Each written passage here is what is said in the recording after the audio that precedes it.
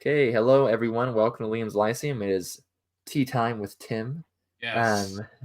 We got our tea here.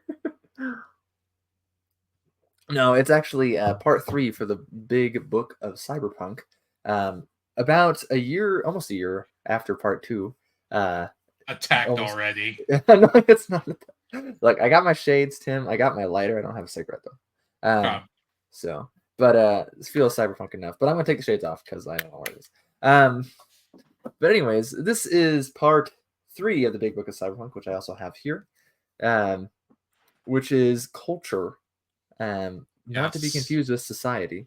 No. We'll go over that in a minute. But before we do that, actually, I kind of wanted to go over um, there's a UK version that came out of the Big Books, I guess, because there's 2 volumes, and I think that came out in April. Uh, It's been a little bit, yeah, actually. Probably check. Probably that's not gonna say. Came out in specific. I don't know if it says in there, but Tim has It Tim doesn't. has the UK versions, which look cooler. I They will do. I will just They say do. they look cooler. I want them. They do look Uh, cooler. Maybe when I get money again, I will I get only those. I only bought them because Liam wanted them. No, I thought they were cool and I wanted them as well. Because Yeah, I and had been that's reading it on Kindle, so yeah, right. And I think the yellow spine one is volume 1 and the red spine one's volume 2. correct. Um, and that one, those are designed a little differently, actually. So I have a blog post to go over real quick. This is a blog post made by Jared Shuren. It's from his website. This is the editor. Ori sent me this blog post a while ago. But anyways, says the big book of Cyberpunk is released in the UK next week. Again, this is an old post, so it's already out, obviously. Here's what's new or different in the UK edition. It is 2 volumes, hardcover and single column, rather than 1 volume, soft cover and double column. I prefer 1 column myself. That's like I kind of I struggle reading agree. like I agree. struggle with magazines. Like just like I can't like, like it hurts. I So agree. but anyway, so that's nice. Is there's an added new introduction for Volume 2, so I don't have that. Um, and then there's an added recommended reading and viewing and listening and playing. I don't know where that is in the volumes. I Maybe it's believe it's at the very end. Yeah, and it just like, yeah, just some random. I don't want to say random, but just like some interesting is it stuff that might be worth checking out. is it so it's just general for Cyberpunk. It's not specific for like each story or anything. Or Yeah, I think it's just general. Yeah, it's just general. Like albums, film and television. Like Blade oh, Runner okay. is on here. Video drone. Yeah, tabletop games, Cyberpunk, Mean Street Shadowrun, various anthologies like Mirror Shade is on here. Just sort of other things I suppose to get you in the Oh, cyberpunk nice. mood. Not Circuit's Nonfiction. Edge, the video game. I don't think that's on here. Oh no, it's not on here. But yeah, different nonfiction stuff, novellas, collections, Oh, comic cool. books, graphic novels. Yeah, it's just a bunch Yeah, of different things. I'm gonna have to get that UK edition. They're a little pricier if I'm remembering correctly, but There were. when whenever I actually make money, I will get those. Anyways, it says the society section is now the system section, which is Right. gonna maybe make a little bit of our. I'm gonna talk about again very briefly system or society versus culture, but and he says this is basically semantic, but system is a better word for the level addressed by this subset of stories. It also pairs well with the challenge section in that same volume. It says a revised section introduction helps explain the above 2 stories. Cory Doctorow's own Zero. Oh, I don't remember how to say this. Own Zeroed. I don't know. And Harry Polkinghorn's consumer Igni The have first of moved. which I believe we've read, but I don't remember. Yeah, I think we read the first one, but not the second one. So this they say they have moved into this section from the original homes, I guess, into system. The post cyberpunk section has been split across the 2 volumes, loosely themed around AI and futures, with That's revised correct. introductions for each. I think we'll probably still do a video for the post cyberpunk because we're kind of going based off this one. I mean, we at least need to read those stories, right? So I mean, Yes. um, Yeah, and if there's anything, I don't know, did you say that there are things in these that aren't, like, are there literally stories in this but not in that? I don't think that's the case, right? Maybe. I don't think so. Okay. Um, we're almost done with the updates. So it says very slightly revised introductions everywhere else, mostly updating the snark and the footnotes. That's nice. Right. One of the stories, Nicholas Royal's Digo, has a different ending, which I remember you mentioning. Which is the and story we then read for this time. right, and that different ending is what, like God is dead or something like that? Is that what it says? Literally. Yeah, that's what it is. Okay, so it just adds like one sentence, I think. So I guess it's pretty extreme. Which I mean that is a pretty bold ending. But Yeah. anyways, it says updated the acknowledgments. I still forgot people. I hope we're in there now. Anyways, we're probably Yeah, you think so? Let me check. That's a joke. But it We better says be, gosh. Volume 2 has a new epigraph. Okay. I don't. Is there an epigraph in this version? I'm I on don't know. Kindle, I don't so I remember there don't being one. actually know. So, anyways, and then some typos got fixed and bibliographic errors. So, like for example, is the first story in the section we're going to talk about is mislabeled as for the year in the American edition. Is it corrected in that edition? Let's take a look. I should have looked at that ahead of time. Am I in the wrong book? I'm in the wrong book. Let's see. I know our edition says 1974, I believe. Let's see. 303. Let's take a quick look. Yes, it indeed says coming attraction 1950. Nice. Okay. And then it looks like there's two post Cyberpunk sections now. There's one in Volume 2 and one in Volume 1. They're split in half, I believe. Yeah. Okay. He has a table. He has the table of contents also on his website. He links to it in that post, which I will try to put this blog post in down in the description. But now that we are like, I don't know, 8 minutes in or so, Yes. we can get to the actual content here. So this is not challenge. Challenge is next. Culture. Which caveat here, guys. I read this back in late March and early April. Correct. I'm not trying to hate on Tim. Tim's great. He is. Sorry, I was quickly checking to see if we made the acknowledgments, but I don't see. Oh, dang it! I don't see Liam and Jerry, Tim. how could you? No, that's okay. When you watch this, you take it back to a second printing or a third printing or whatever. But here we are now. We're going to do part 3 now. So I'm happy to finally be getting to it, though. So I don't really remember much of the introduction. You just reread it. So give us your thoughts on the intro. So let me actually pull it up. It's actually interesting because he talks about, the main thing is that there are a few things that stuck out to me. I just lost StreamYard. Okay. But he mentions, a few things about how culture is, he has a great line about, where science fiction might be concerned, or like, early science fiction might have been concerned with, building like a rocket ship to get to the moon. Cyberpunk, designed the playlist or something like that, and interesting things about like, our culture is, what we eat, what we listen to, what we like, what we do, who we are, which I sort of talked about you a bit with that earlier. And the idea that, there are really no great heroes or anything in these stories, really particularly in these stories. It's really, just about, a lot of these are almost slice of life, right? And how they actually like go about doing them. I thought it was really interesting because, my question has always been how these sort of like differentiate society and culture, I guess, particularly when you're dealing with an anthology. Yeah, I was looking at I went back to my anthropological books, and I was an anthropology major once upon a time, and I found a quote actually. Yeah, what'd you find? By Edward Burnett Tyler, who's kind of an important early social anthropologist, and he pretty much says culture is that complex whole which includes knowledge, belief, art, morals, laws, customs, and any other capabilities and habits acquired by man as a member of society or community. So it's pretty much something we're not born with.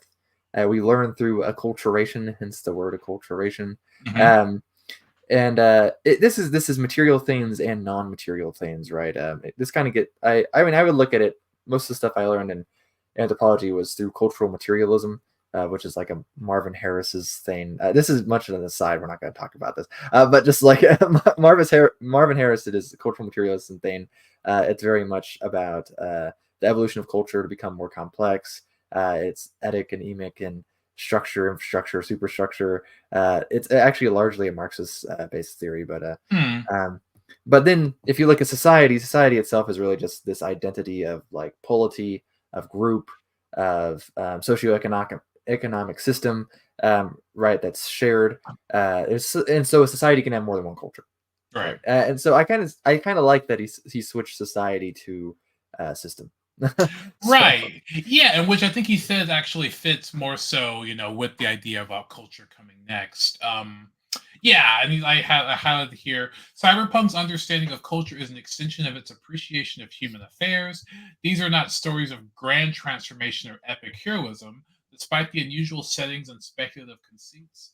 They're reflections of everyday challenges, what motivates and inspires us, the pressures we feel from within and without, the desire to fit in, to belong, to achieve, or be safe. The fiction of culture appreciates the reality of our lives.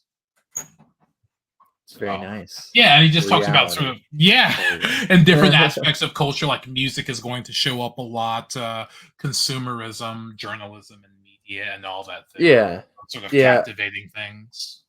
yeah. They're very much culture and society are separate. In most talk these days, we tend to refer to them pretty much as the same thing. I feel like Yeah. I vaguely remember there was like a complaint of like Tolkien's saying that like that was they were not the same thing, or something like that, because he's an old man and he would complain about the difference in language over time. Mhm. So anyways, yeah, when I think of culture, I generally think of material stuff, but it's not Right. necessarily material, right? Because when you're like an archaeologist, they can discover culture through material objects in that sense. Right. So, right. But anyways, let us get into Cyberpunk big book, the big Yes. book, part 3, culture. The first story, which is actually the oldest story in the entire collection. You're right.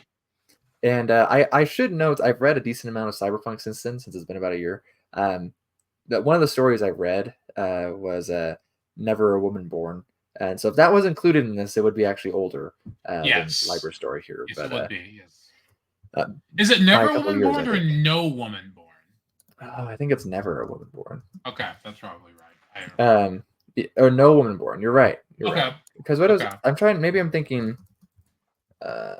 There's another story. That's what I'm confusing it with. There's an Ed Greenwood story called Never a War Pig Born. Okay. Which is sort of ridiculous. I think you've mentioned that. I'm assuming it's that's right. That's right. So I think he's I get it confused. It is No Woman Born though. You're right. Okay. So anyways, thanks Tim. Anyways, Coming Attraction, by Fritz Leiber, 1950. I can't remember actually where it was originally published. Probably in some magazine somewhere. But it's the oldest story in the book, and it is set post World War III, so very much Cold War story, right? We don't. I guess you can still get some of those in sci-fi, but it's not as present in stories as it was back in the Cold War. Right. And in this world, though, sex itself has become kind of weird. Like ideas of modesty become really weird. Yeah. We have a lot in the story actually, and I'm a big fan. I'm a big fan of Libra. I named my son Fritz. I like this story. Yeah, Tim doesn't have a son. That's okay. He's got a godson. His name's Fritz. Before I just gush and don't shut up, what do you think of this story? Okay, so right before this becomes the Fritz show. No, but yeah, I thought it was a very interesting story, a good story. I had not read this story before. So yeah, like you said, basically a post-war America. There's a British tourist, who's visiting America. He has a plan. He's actually trying to, I think, illegally sell seeds or something. I can't remember. He's selling something on behalf of the British government. Yeah, and it's really about. And I think the culture really shows in this because it's almost like a I don't know if puritanical is the right word. That seems a bit harsh. But it is definitely a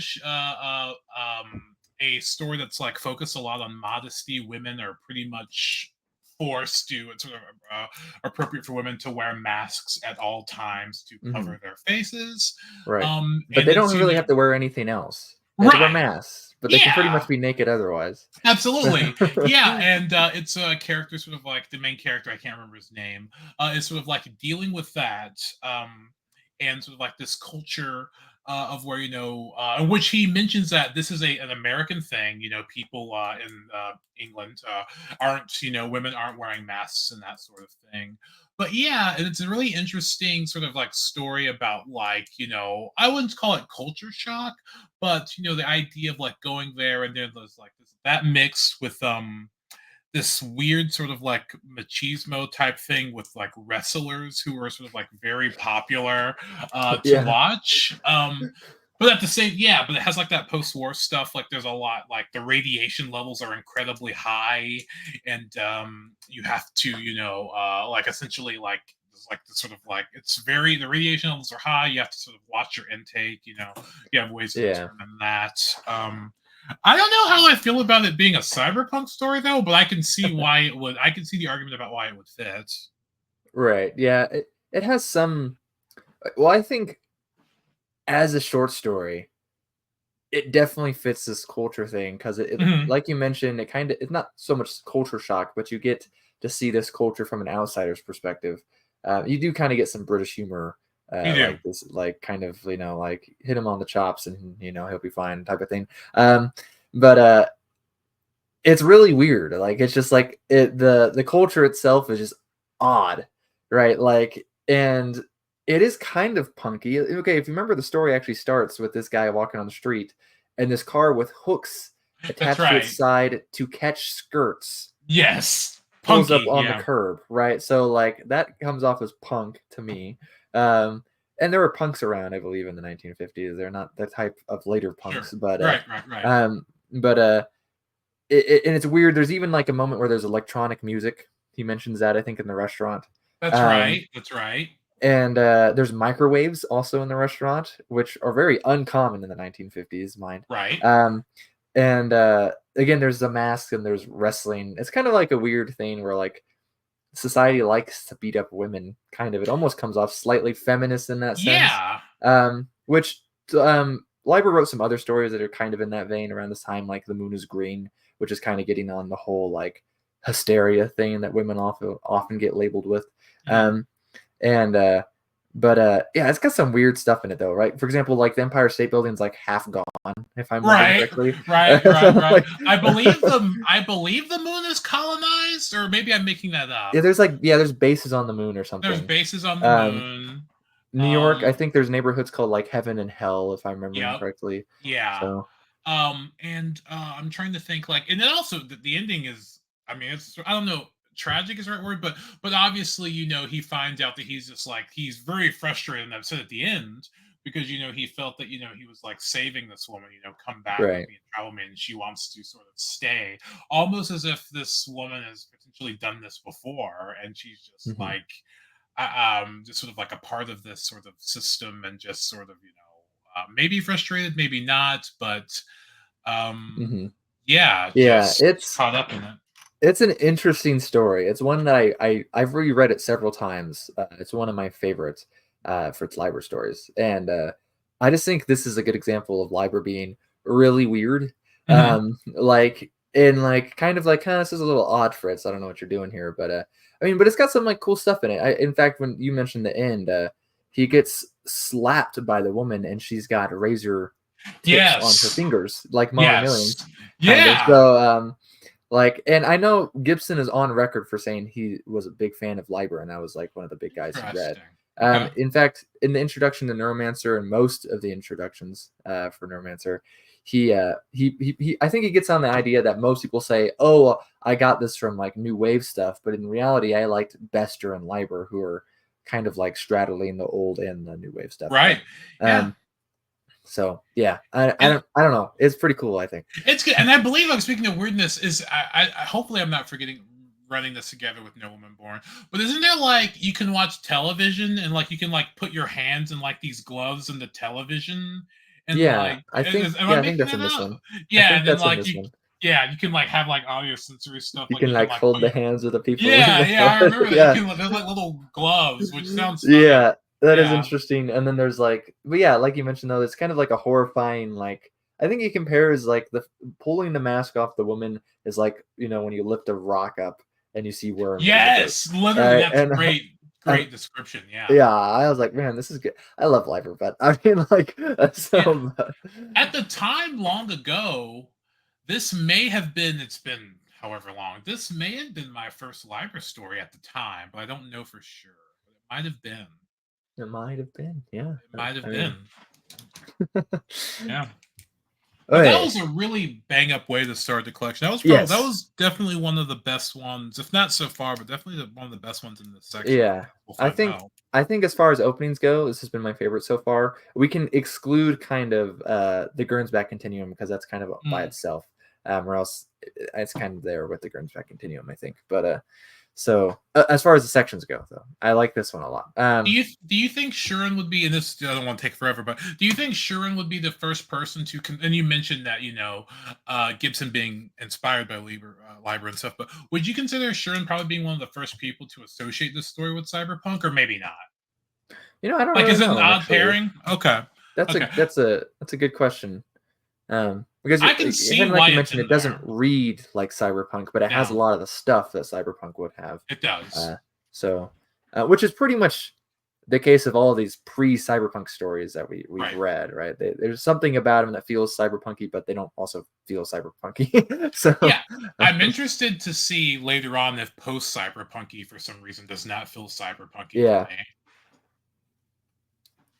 we shall see. I think the definition of what makes something post-cyberpunk kind of uh, I don't know well, it actually. depends on the person you ask. So, but yeah. Anyways, should we go into story number 2? Yes, which I'm Okay. assuming you liked. I don't even remember. Let me look at my With notes. yeah, that's Yeah, I the think I remember liking original this one. Yeah, cast. Yeah. Nancy Crest, 1982. Yeah, that's right. Okay, so it's electronically stimulated incarnation recall, or ESIR, for immersion experience for acting training. Yes. But they're kind of I don't know, they're kind of found people pulling from the ether, kind of like Yeah, yeah, I technically don't really get how it works, and I guess you're probably not supposed to. yeah, But like I don't know, I don't remember if they're implants or something, but people go through these procedures where they're allowed to, not allowed to, they get the ability to think like their ancestors, essentially. yeah. Um, It's yeah, interesting. yeah. I don't remember it's some of the play about Joan of Arc. I do remember the play. Right, yeah, yeah. It's set in the late 90s, but it's about a casting for Joan of Arc. Yeah.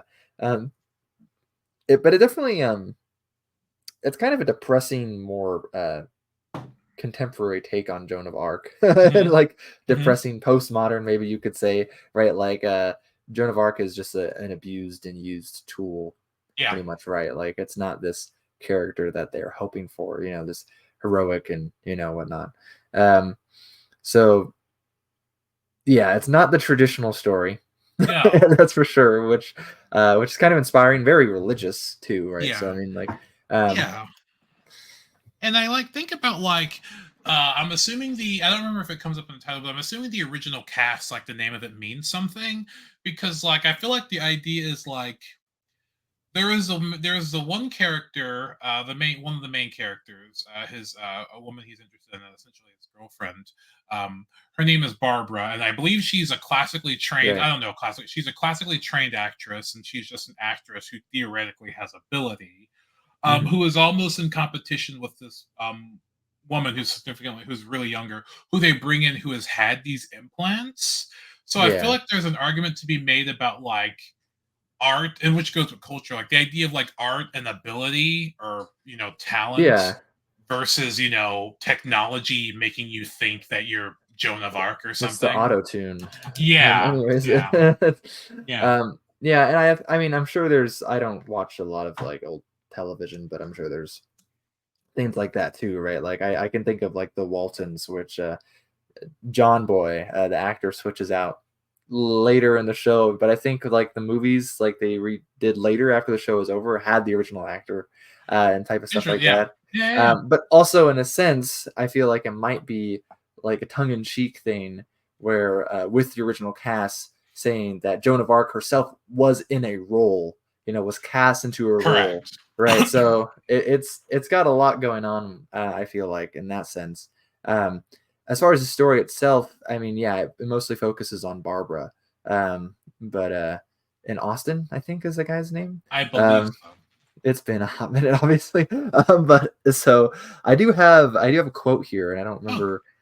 I just pulled it, I guess. I guess I liked it. It says, "It was discovered that the person who remembered being Helen of Troy was a male, bald, 68-year-old professor emeritus in the history department." As it goes. Yeah, and so this is another one that kind of feels cyberpunk adjacent, right? This is something that I would if it wasn't in this book, I probably wouldn't read and be like, yeah, this is cyberpunk. Yeah. But it's still good. I enjoyed this one. So Yeah. And then ultimately, I can't remember the name of the actress who comes in with like these augmentations or whatever you call it. I don't remember if it's. I don't remember if it's. I don't think it goes into it in detail. She actually crashes and burns and does terribly. There's like a disaster. Like she does Yeah. very well, and there's like a disaster on stage or something. yeah, Yeah, and then Barbara sort of like it gets very trippy at the end because like the main character, like the guy, I can't remember his name. I think it's Austin. He's like sick or something, and he's like sort of like tripping out a little bit and seeing things. And then Barbara ultimately gives like a very sort of like amazing sort of like awe-inspiring performance, like in the hospital room or something. yeah, Yeah, I think absolutely there was a message to be had there about like ability and talent versus uh, I don't know if it's artificial because they're technically, I suppose, the memories of your ancestors, versus like not have the role being something put or uploaded into you. I right. guess Yeah, that's interesting. It's an interesting one, making me think about it again. it's an Uh, interesting one. I remember that one. I had notes for that one. Well, notes for all of them. nice. All right. Should we go on to number 3? Yes, I bet. Okay. Yeah, I bet you have a lot to say about, or a fair amount to say about this one. Well, let's see. It's Dogfight by William Gibson and Michael Swanwick, um, who are like two big early cyberpunk guys. Of course, it came out in 1985, so fits the time frame. This is pretty much right. It's about a thief that's afraid of the Washington Monument.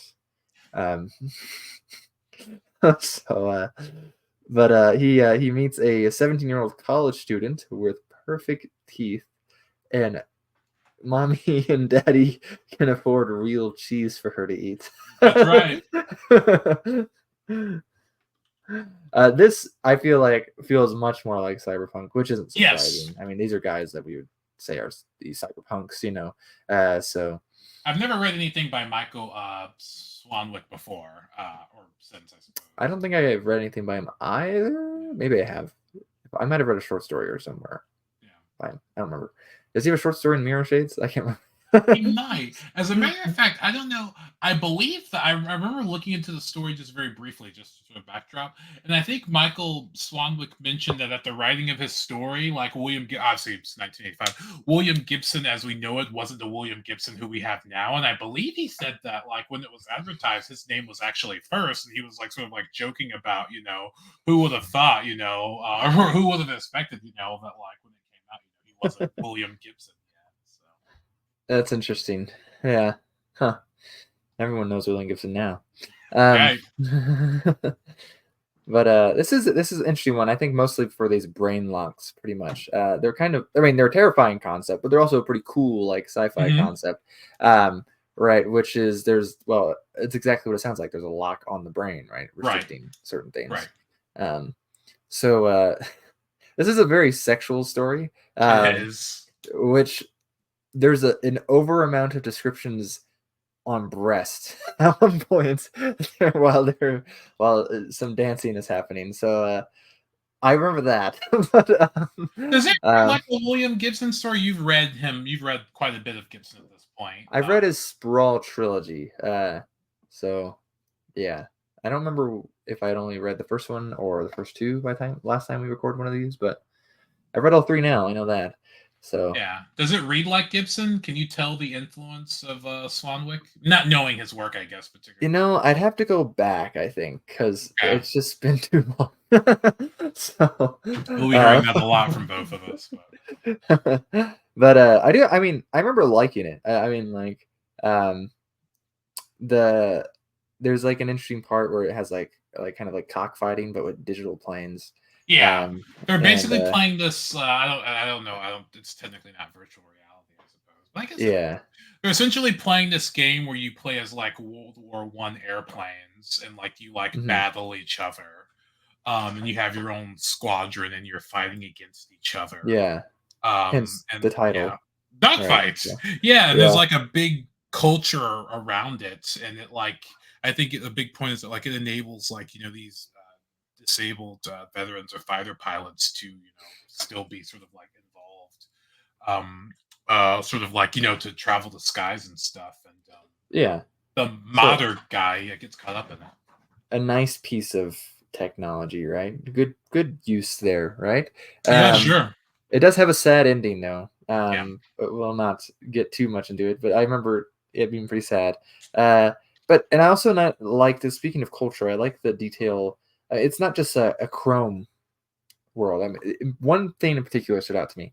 There's a Dr. Pepper clock. I don't Right. remember that. So Oh yeah, you're right. You're right. There is a Dr. Pepper clock. You're right. You're right. You're right. Like in the bar or something. yeah, and it's just I was like, yes, this feels like something that was written in the 1980s, but feels Yeah. appropriate for cyberpunk. So, Yeah. uh, yeah. Oh man, that's gracious. I'm glad I don't have a clock like that anymore. Oh I only got wow. a Dr. Pepper one. I can't remember what I had. As a kid, I had like a themed clock though, and I'm trying to remember what it was. Oh man, I'll have to But get you a Dr. Pepper clock so you can be behind you in the next video. yes, we should. Yeah, sure. Yeah, do you have any final thoughts on that one? No, it was really good, but like the ending is actually pretty interesting because like he does everything he can in like to excess and to extreme to like be very good at Hmm. playing this game and to be amazing at playing this game, and like everyone in the crowd or at the bar like Lawson's sort of like gathers around this one guy who's really Yeah. like named Tiny. And the outcome is different, like because he beats the guy, but then everyone's like pissed at him because Tiny was our guy, and it's very actually sad. He risked everything, to be the best at this game, and he wins. And I thought it's a pretty sad sort of. Yeah, it's an interesting one, especially when you consider like the stakes and like how in a lot of ways I mean how big stakes can be in different stories, but and how small, I guess. So Yeah. anyways, if we get to the next one, let's see where my notes are. It's Glass Reptile Breakout by Russell Blackford. Blackford, Yeah. yeah, also from 1985. Let's see. Wow, that one read a bit. I didn't even remember that one was from 1985. Interesting. Okay. Okay. Yes. That's the one that has multiple POVs. There's like a bishop, there's scientists or politicians or whatever who go to a club Yeah, that is experiencing miraculous events about people being able to heal themselves from like what was it? I think it's called like flicker dancing. oh yeah, that's the thing. Like it starts with I think Bianca who wants to be a flicker dancer, if I remember correctly. Um, but there's like it involves like body modification, if I remember correctly. Yeah. And Bianca even has like a fin on her back Yeah, or like they're something like like that. shark people or something. Yeah. Yeah, yeah, yeah, yeah, yeah. And like her parents, she's like, you have to do this. This is what I want to do. And her parents are like, well, I think she says my Yeah. parents paid for it because if they didn't pay for it, they knew I would do more drastic measures to become a shark person. Which honestly, I kind of see this today in the sense, so like, Yeah, um, and I mean that's just how teenagers act, anyways. It's yeah. just kind of funny in the 1980s. But it's Watch out, Liam. um, what Watch out. my kids, other yeah, yes, they might want to be shark people. they might want to fin. Mhm. So I don't know about that, but maybe. But yeah, there's this other character though in particular. It's Alderson, I think. Is Um, that the bishop? That's like the religious guy. Yeah, Yeah, he's yeah, like yeah, I he say just keeps Bishop. on he keeps on seeing like Satan, right, Yes. and evil, which is like it's a nice contrast, I think, because this idea of in the cyberpunk reality or whatever, that everyone would be a cyberpunk, of course, is nonsense, so like you'd still have the religious type. You'd have Right. Yeah. the guys that are pretty extreme about it too, still. So, um, Yeah, and there's a yeah. lot going on at this one while they're like witnessing the event on behalf of some government entity. There's like another guy. Was his name Hmm. like?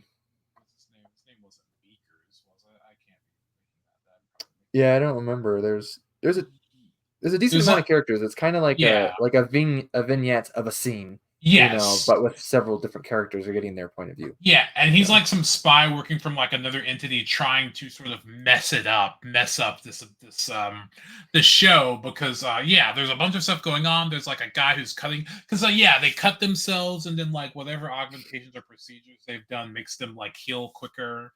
And then yeah. yeah, and then he's like cutting himself and he's healing and then the guy comes in and like goes into the midst and like messes it up and the guy starts bleeding out. But as far as culture, I guess this was a perfect example of dealing with culture in one of the stories because there's always this sort of idea, this sort of typical cyberpunk culture of like like dancing and sort of like excess and sort of like music and all that stuff going on.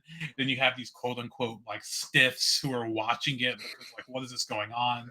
There's a guy who's like there on behalf of the church, like because like they find that like people, their miracles are happening on the dance floor or whatever, and they're like what's going on here. So Yeah, it's an interesting one. I mean, a Glass Reptile Breakout, I do remember, is the band yeah, itself. I think it's set in Australia.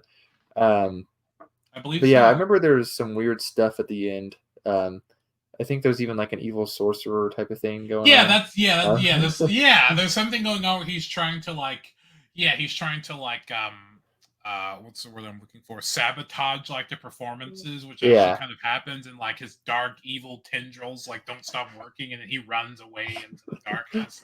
Yeah, there's like yeah, a sorcerer guy. There's a Tim character who is is trying to ruin yeah. It's an interesting one. Gosh, I don't know really anything else about Russell Blackford though, so it. I don't I wonder. either. Yeah. But let us get to the next one, unless you have more to say about the Glass Reptile Breakout. No, that was Soon an enough. interesting. Yeah, it was told interesting with a bunch of different vignettes. I thought it was okay. I thought it was pretty okay. That was okay. Oh my goodness, I forgot what the next one was, but now I remember. Um, All right. um, do you want to introduce us to this one, Tim? Sure. I would say, is it fair of me to call this a feminist story? Is that fair? We'll see, but it's like basically, I can't remember the main character's name, but she is a genius computer programmer. Um, and she works basically for these sort of typical huge corporation sort of rich business guys who sort of run this company. And basically, she's being used and sold and sort of like deprived of like any sort of her ability. They know she's a brilliant Hmm. programmer, and they sort of sell her off to different companies, or to different companies, or they sort of like use her to sort of like for their own means. And she seeks revenge. But before that, she is working on a machine. This one's called "Learning About Machine Sex." If I'm trying to remember correctly, she's worked on a machine that takes quote unquote sort of the human orgasm and turns it into like something that can be done through a series of binary coding to its base instinct to create this machine Hmm. that could be better than sort of like the human experience. Yeah, it's like not actually physically stimulated, I guess. I'm not really sure. Yeah, it's But yeah. And so she plots, like, it's sort of a revenge story, and she plots that out by getting back. Basically, I think, I guess, in some ways, it's almost like the typical cyberpunk story, just from like a different perspective. of a woman who's been slighted and mistreated by sort of like the corporate world and sort of like horrible Yeah, yeah, men you don't like, and they buy and sell her. yeah, I said that's not what I meant. Like she's part of the company, and you work for the company, and they sell her off to be their genius for different projects and stuff. Like she right, belongs to the yeah, company. I don't mean buy and sell like slavery. Well, yeah. in a sense. But Yeah, in a sense, it's kind of this corporate idea of treating people in a sense kind of like meat, yeah. right? It plays in very particular, not just you're worthless type of thing or anything. It's Yeah. very particular, like on this like porn addiction type of thing Right. almost. Yeah. Yeah, but I got very scared by the title, but it actually is. It's a good story. So like, but the title scared It's me. yeah, absolutely. Yeah, I did not expect that when I read it. But yeah, I think it's sort of like, I don't want to say standard because that's not doing it justice, but it's a very sort of like, I guess, I don't even know, like it's a very, so you think about it like this person who I guess theoretically could be a punk is being mistreated, and she wants to sort of like fight against these people. Um who have sort of mistreated her and sold her Mhm. off as meat, and she has her own plan. She's the Yeah, outsider, this punk, and like she's a genius programmer or yeah, coder or something in this like huge like industrial or sort of corporate complex, I should say. yeah, right. And I think I have a note here. It says it's Canadian. Oh, So I okay, is guess it? that gets into the international aspect of cyberpunk. But Yeah. so but yeah. Um anyways, we can go to the next one if you're uh, good, just so we make good time here. Just yes, because we've done 5, so okay. The next one is A Short Course in Art Appreciation I by like Paul this. Filippo from 1988, same as the last one. This one is very different. But I feel like it fits into the genre pretty well still. There's still Hmm. sex and stuff going on. But So it it it fits. definitely it has. I think I feel like whoever wrote this is either an art historian or has taken art history Someone who is classes or incredibly something. more knowledgeable than me in art in general. Right. Like if I were to tell my brother to read a cyberpunk short story, I'd probably tell him to read this one. Right. So Interesting. like, You should. Shannon, you mean? yeah, yeah, Yeah, because he's into art history and stuff. yeah, you So actually should. And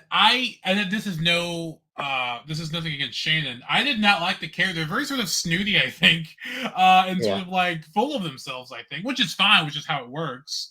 But they're kind of they're very sort of artistically minded, sort of like almost like yuppie kind of people. yeah. It's interesting. Like so pretty much just heads up.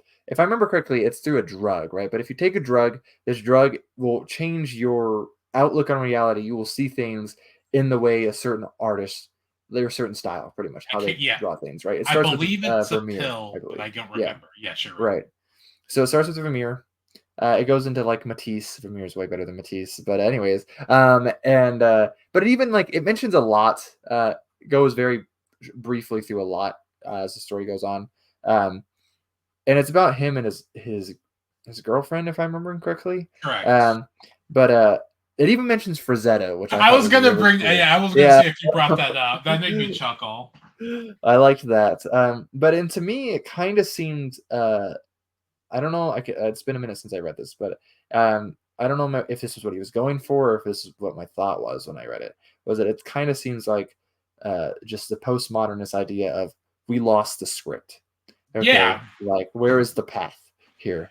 So yeah, and it's really interesting to. Yeah, and basically, yeah, like you said, they start taking sort of like general artists. I'm not gonna be able to because I'm not artistically inclined, historically or otherwise. But yeah, they start taking like sort of standard. I don't want to say standard, but like sort of less like mind blowing art pills, and it just sort of gets crazier from there. Like they mentioned, like they're like they get to like they're taking a Warhol, and yeah, everything was yeah, things start to get cuboidal and stuff, and just yeah, like their live shifts, and you can't. And they mentioned that like as they keep going further and further, like they have to experience other artists for like the reality for to make it worthwhile. And he doesn't mhm, mention at the end who the last Italian painter they take is, and maybe someone else who's more obviously could sort of guess who they mean. But basically, like, their world becomes like terrifying and like almost like cosmically awful and evil and dark.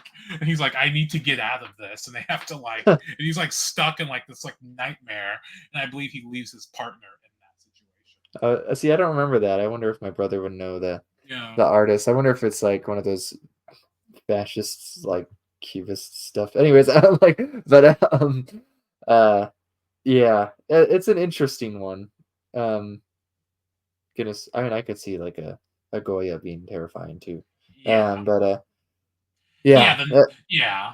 The next time I definitely, became aware of myself as an individual distinct from my beautiful yet imprisoning background, Elena and I were in a neo-expressionist perceptiverse, the one belonging to that yeah. Italian, I forget his name, so I had no idea who it. It's interesting because it's like, in a sense, it feels like not connected to reality, like at all, right? Mm. Like, and it's not cyberspace, but you wonder like, what are they doing? What does everyone else see when they're doing all Right. this stuff? Like, Yeah. like so. Yeah. But anyways, yeah, that I like that one. I don't remember it being too long, but I can't It's remember very not. much of Yeah, it. I remember like yeah, it's indeed a pill. Yeah, and it sort of like ends like I left her then knowing it was over.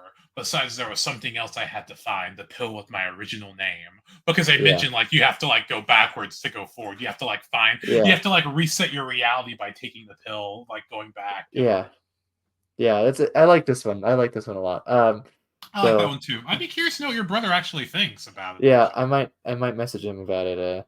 Might message him right now. But let's get to the next one, I guess. We got oh no, it's in this section. D Go by Nicholas Royal. Yes, it is. Um, yes, I forgot. From 1990. I'm gonna message my brother. So how about you start us off on this one? Yeah, sure. This one I did not feel really like a cyberpunk story to me, but I'm not the authority, Mr. Shurin, so I'm sure you will. But basically, like this guy works for a journal. He works for a newspaper. I don't remember if the newspaper was mentioned, but he works for a magazine, not a newspaper. He works for some sort of magazine. So we're once again talking about like ads and promotions and that sort of thing. And then this he starts seeing posters with the word Digo on them, little cards that have Hmm. just Digo on them, just sort of like popping up, just all over the place. It's sort of like eerie. Um, and these little markers that say Digo are popping up all over the place, and they start to sort of like follow him. And more of these people are sort of like getting involved in this weird, strange, almost like cult-like movement that he has no idea what it Yeah, means, and people are just sort of like falling into it. So, in one of those ways, almost kind of like I guess it has modern sensibilities, but I wonder if it almost kind of reads sort of like a classic kind of story about like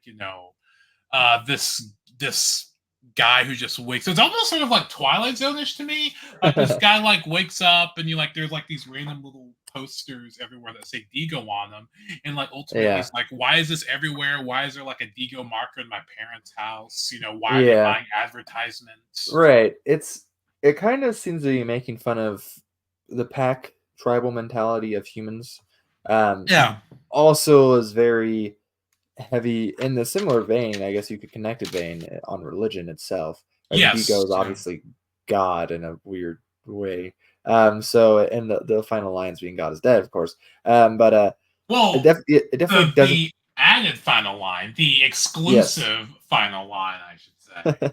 Yeah, I don't remember what it is in the version I have right now, I but don't believe so. I think that's one of the things that was added. And yeah, I do remember though that it was still kind of a succinct like terminal reversal in the very end. Um, kind of. I don't really have much to say on it though. Like besides what you said, it doesn't feel like cyberpunk, not to like to me. me. So like it is an interesting, uh, I don't know, thought experiment maybe. So I would go further to be a jerk. The original line is I took the gun from my pocket, pointed the muzzle at my temple, and squeezed the trigger. That's right, how it yeah, used to end. Then the added line is God is dead. I would argue that the ending without God is dead, is more powerful, but maybe not. But if he wanted in there, I get why. The author actually, I believe, contacted Shurin and said that this is originally how it was supposed to end, Yeah. and he wanted it in. But I feel like the original way it ended was pretty great. Yeah, right. I like that ending. It's interesting. I mean, like, I mean, really, that's not even like most of a postmodern. It's mostly a modernist saying. It continues in postmodernism. This idea of, well, atheism has gotten very popular. But I'm not here to make any like religious judgments or anything like that. It's just like it's interesting because it kind of seems connected to that. But even without that final line that is added in the later version. So, um, Yeah, yeah, and so like I do wonder about this being obviously it's in the book, but like there aren't really any speculative elements as far as I recall. I don't think. besides it just kind of being weird. Weird, and I wonder, So, like Cyberpunk doesn't have to have speculative elements and stuff, but maybe not. hmm, Yeah, and so yeah, I thought it was pretty interesting, a pretty interesting story, a very sort of straightforward, sort of like eerie, odd yeah, story about like you can yeah. see that culture is obviously featured in that because people are like falling into this. You can't spell culture without cult, I guess, which I just realized. I never put that together. But yeah, Well, it's they are about like related. cult and consumerism because I am an idiot. But cult and consumerism, yeah, and it's a really interesting one. Okay. Yeah, that's an interesting one. I think we're like only like on my notes. It looks like I'm halfway through, so I don't know. But No way. if you have any more thoughts, we can say them on Digo right now, or we can get to SQPR by Kim Newman from Correct. Which 1992. that must have definitely been one of those changes that you mentioned because obviously SPQR is the next thing I read, but in the actual volume here, it's Consumer Igni, and I don't know if we read that. That's I what's wonder out if that's one of the what. I wonder if that's one of the post Cyberpunk ones, and then it got maybe. moved or something, or I don't maybe it was remember. in Challenge. I don't know. Yeah. It's not in here, at least in my version. Yeah, because Pretty I much. stuck So with we both agreed it was best for me to continue reading it from the Kindle because we would stay in yeah, sync. yeah. So the first thing I noticed about this one actually is that I got confused at first because I thought it was SPQR. And I was like, no, wait, this is not Sonatus Populusque Roman. You know, like I was like, no, wait, this is they switched something around here. But it's actually But it is, isn't it?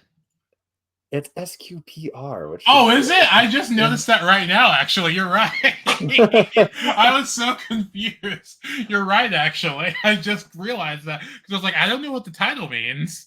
You're right. It is SQPR. I completely did not read that until you. There you go. The title. I read the story. And I don't remember if it makes sense at some point or they're just like messing up like the Senate and people of Rome thing. I don't Yeah. also remember it making any sense though as far as Rome is concerned. But I actually have a lot of notes on this one, but Oh, I'm good. having a really hard time remembering the story, even looking at my All notes. right. I will kick Like, you off. Do you remember what the story's about? You will. I mean, obviously, this is once again my fault, but I'll kick you. It's about football, but like European oh football, yeah, that's right, not American football. that's right. Yeah, Um, and it's about like an old school team versus like a. I keep saying the word augmented for every story, but versus like a mech augmented, like energized, like cyberpunky sci-fi team. And like the idea of like, the old guard versus this sort of new empowered yeah, technology. Yeah. yeah, I can see that looking at my notes. I remember there's co-ed teams. There's a lot of silly names. I remember I wrote down hair here, hair. That's Like right. German word hair. Yeah. Yeah. So but I also call it's pretty much like the World Cup, but they call it the World Series, which kind They of threw do. me off. They do. And it Um, takes place in like does it take place in the 90s? I don't remember. It probably doesn't. But there's a date given, but obviously that doesn't really correlate, obviously. Yeah. oh, see, this one made me think of one thing I do remember though. Actually, is like the sport doesn't feel exactly like soccer, and so I'm just like, is this like some new version, new sport? And I'm thinking like, when was the last time we had a new sport that like really took off? I mean, I know we have new sports, but who cares? Right. But anyway, so like 1998 World Series. Oh yeah, and that okay. Which only would have been slightly in the future because this story came out in 1992. But the story I do remember is kind of everywhere. Right? Like I wasn't exactly enthralled with the one. I didn't really find it much of a page turner. Yeah.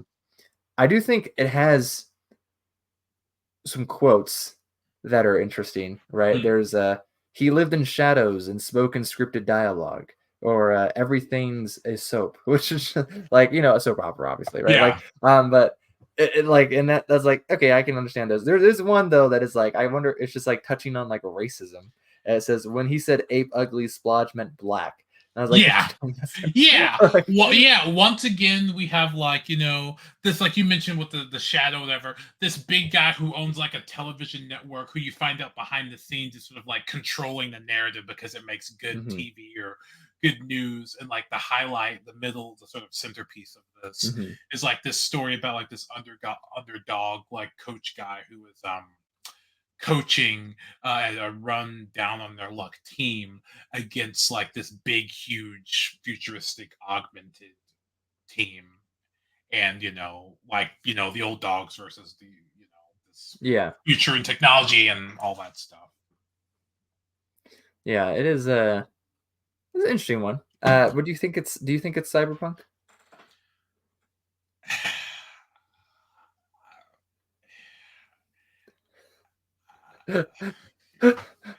I don't even know if I know if anything Cyberpunk. No, I'm joking. Um, it's got the excess and the wild stuff, and just sort of like, I don't really think of it as cyberpunk as I think about cyberpunk, but there's like Yeah, machinery, or there's like updated technology, and there's like a future. I don't know. It doesn't, not yeah, on the surface, even though, yeah. but I maybe not. I could see it as cyberpunk, but if it is, it's definitely not focused on the normal things, right? I mean, like I can't think of No. another cyberpunk thing where it's talking about a sporting event. You know what I mean? So Yeah, like, which is kind of interesting, I guess, a minute, because it does go, because we talk about like how, I don't know the technical, but these are almost, and I guess, and maybe in a sense, it's going to be harder to sort of like place it, because when we think of cyberpunk, we do think of like more. It's these like very personal, almost slice of life like stories mhm, in these different cyberpunk worlds or communities or societies or whatever. So it's just like dealing with stuff in these different worlds, I want to say universes, but in these different situations, and how people sort of like get through them, how we experience it. Yeah, and like you mentioned, culture, entertainment, what we like, what's more mhm. invested in culture than like the World Cup, I guess. So Yeah, right. Definitely feels to fit the section, I think. So, um, but yeah, I mean, I don't really have any other thoughts besides that. Do you? Or no, but I thought it was interesting. It's a bit all over the place. I think it was a bit funny in parts. I've not read yeah, Kim Newman before, but I know he's written quite a bit, and I wanted to read his. He has like an interesting sort of like Anno Dracula alternate history series that's apparently very good that I've been wanting to read, but I've never read them before. I believe he's interesting. British. I have not heard of that. Yeah. Now I'm interested though. Okay. The next one though is Gray Noise by Pepe probably Rojo from 1996, translated by Andrea Bell here. Um, this we actually talked about this one a little bit earlier. This is a kind of a depressing one. It covers things like suicide and filming that. This So is our first big depressing one for the chapter. We had to have one. yeah, I definitely do. I mean, like, it is interesting actually that it came out in 1996, and it definitely deals with like the terminally online, like type of disease, essentially, right? Because it's pretty much what it is. But in a sense, you can see that, right? Because I mean, in this sense, you're going with like the Marxist idea of spectacle, right? Of it paying, essentially, like people like the novelty, right? So you find this stuff, it pays this guy's bills. He's got a camera in his eyeball, right? But it only pays it for a couple days, right? Because then they move on to the next exciting thing. So um, it's kind of almost like YouTube or TikTok, right? Oh yeah, like And straight, like, and the yeah, yeah. news, yeah, it's like the news mixed with like YouTube entertainers, kind of. So Yeah, and yeah, and that one's interesting because like what is it? He's basically like he's being paid by this company who basically own his eyeballs, and hmm basically he live feeds things into people's homes or whatever they're watching it. And yeah, and like he wants to grab the most exciting sort of like wild stuff he can get. So they like look for like like acts of like sort of like vandalism and destruction and yeah, all sort of horrible sort of almost like ambulance chasers and stuff like that. Trying to sort of like find the sort of worst situations possible because that's what people are interested in looking at. Yeah, yeah, yeah, and it does mention specifically, what is it called? There is basically this disease that people have from being too tuned in to like yeah. electronic waves or something. It's Um, CEES or something like that. yeah, I'm gonna yeah, assume he wants to say that like cease or something, but I yeah, don't know. Uh, yeah, yeah. Continuous stimulation of the nerve endings caused by electricity in an environment that is constantly charged with electricity radiation from monitors, microwave cell phones seems to have a fatal effect on some people, and they like have like these right. seizures and stuff. Yeah. Yeah. Yeah, it's an interesting thing. It definitely kind of plays on this idea of like everyone can be famous. They all imitate each other, Yep. but also this no name idea, right? Like everyone can be famous, but you're pretty much anonymous out there in the masses. And you don't, and also in that sense, so you don't own yourself, right? Like, Yeah. which is like terrifying, like that they own this part of his body, right? So, like, yeah, Ah, it's an interesting one. This one definitely feels cyberpunk to me, not yes, like in a absolutely. lot of like traditional ways, but it's hitting all the same stuff. So, Yeah, yeah, and it ends with the guy sort of like contemplating. I bet I'd give them the best show of all. And he talks about getting rid of himself. And yeah, yeah, it's very very dark. it is. Yes, life is painful, I guess. Yeah. So yeah, that's an interesting one. That is an interesting one. Do you have any more thoughts on that one, or? No, no, that one was brutal. But definitely, probably that one definitely feels sort of cyberpunk. It seems like it seems like the ones that feel the most like cyberpunk are the ones you're like, yeah, that definitely feels like a cyberpunk story. But that was a bit different. That was, that one Yeah, felt like a cyberpunk story, but it was more grounded to say the least in a way. yeah. I could that's something where I could predict almost like that seems prescient of like people selling their eyeballs to companies because we just love Just give it a streaming and couple watching. years, probably. Yeah, Um, yeah. probably, hopefully not. But anyways, the next one is Retoxicity by Steve Beard from 1998. Um, let's see. It's in London. There are corporate temples. Just reading my notes real quick. It's kind of it remind me a little bit of the Last Reptile Breakout, actually.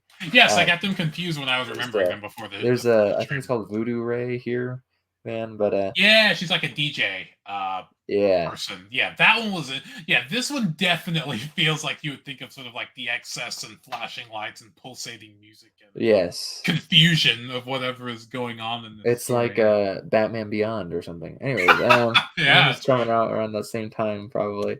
I don't know. I watched that as a kid. I haven't seen it in like Mhm. 20 years. But anyways, but that's what came to mind.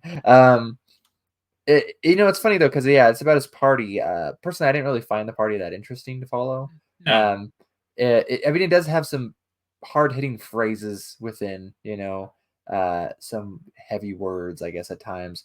But I mean, there's like this idea of like horror in what is otherwise seems kind of magical or cool. Um, and I don't know. There's one point I think where it says someone is dazed and leaking. And I think Yeah. that's to imply that they're bleeding, alright, Yeah. but, like, it doesn't Yeah. say it. Yeah, and it's really interesting because like I believe this guy he's not like a reporter per se, but there's like this like big club, there's this big party thing that's happening in sort of like abandoned warehouse or building or something, in like a London where like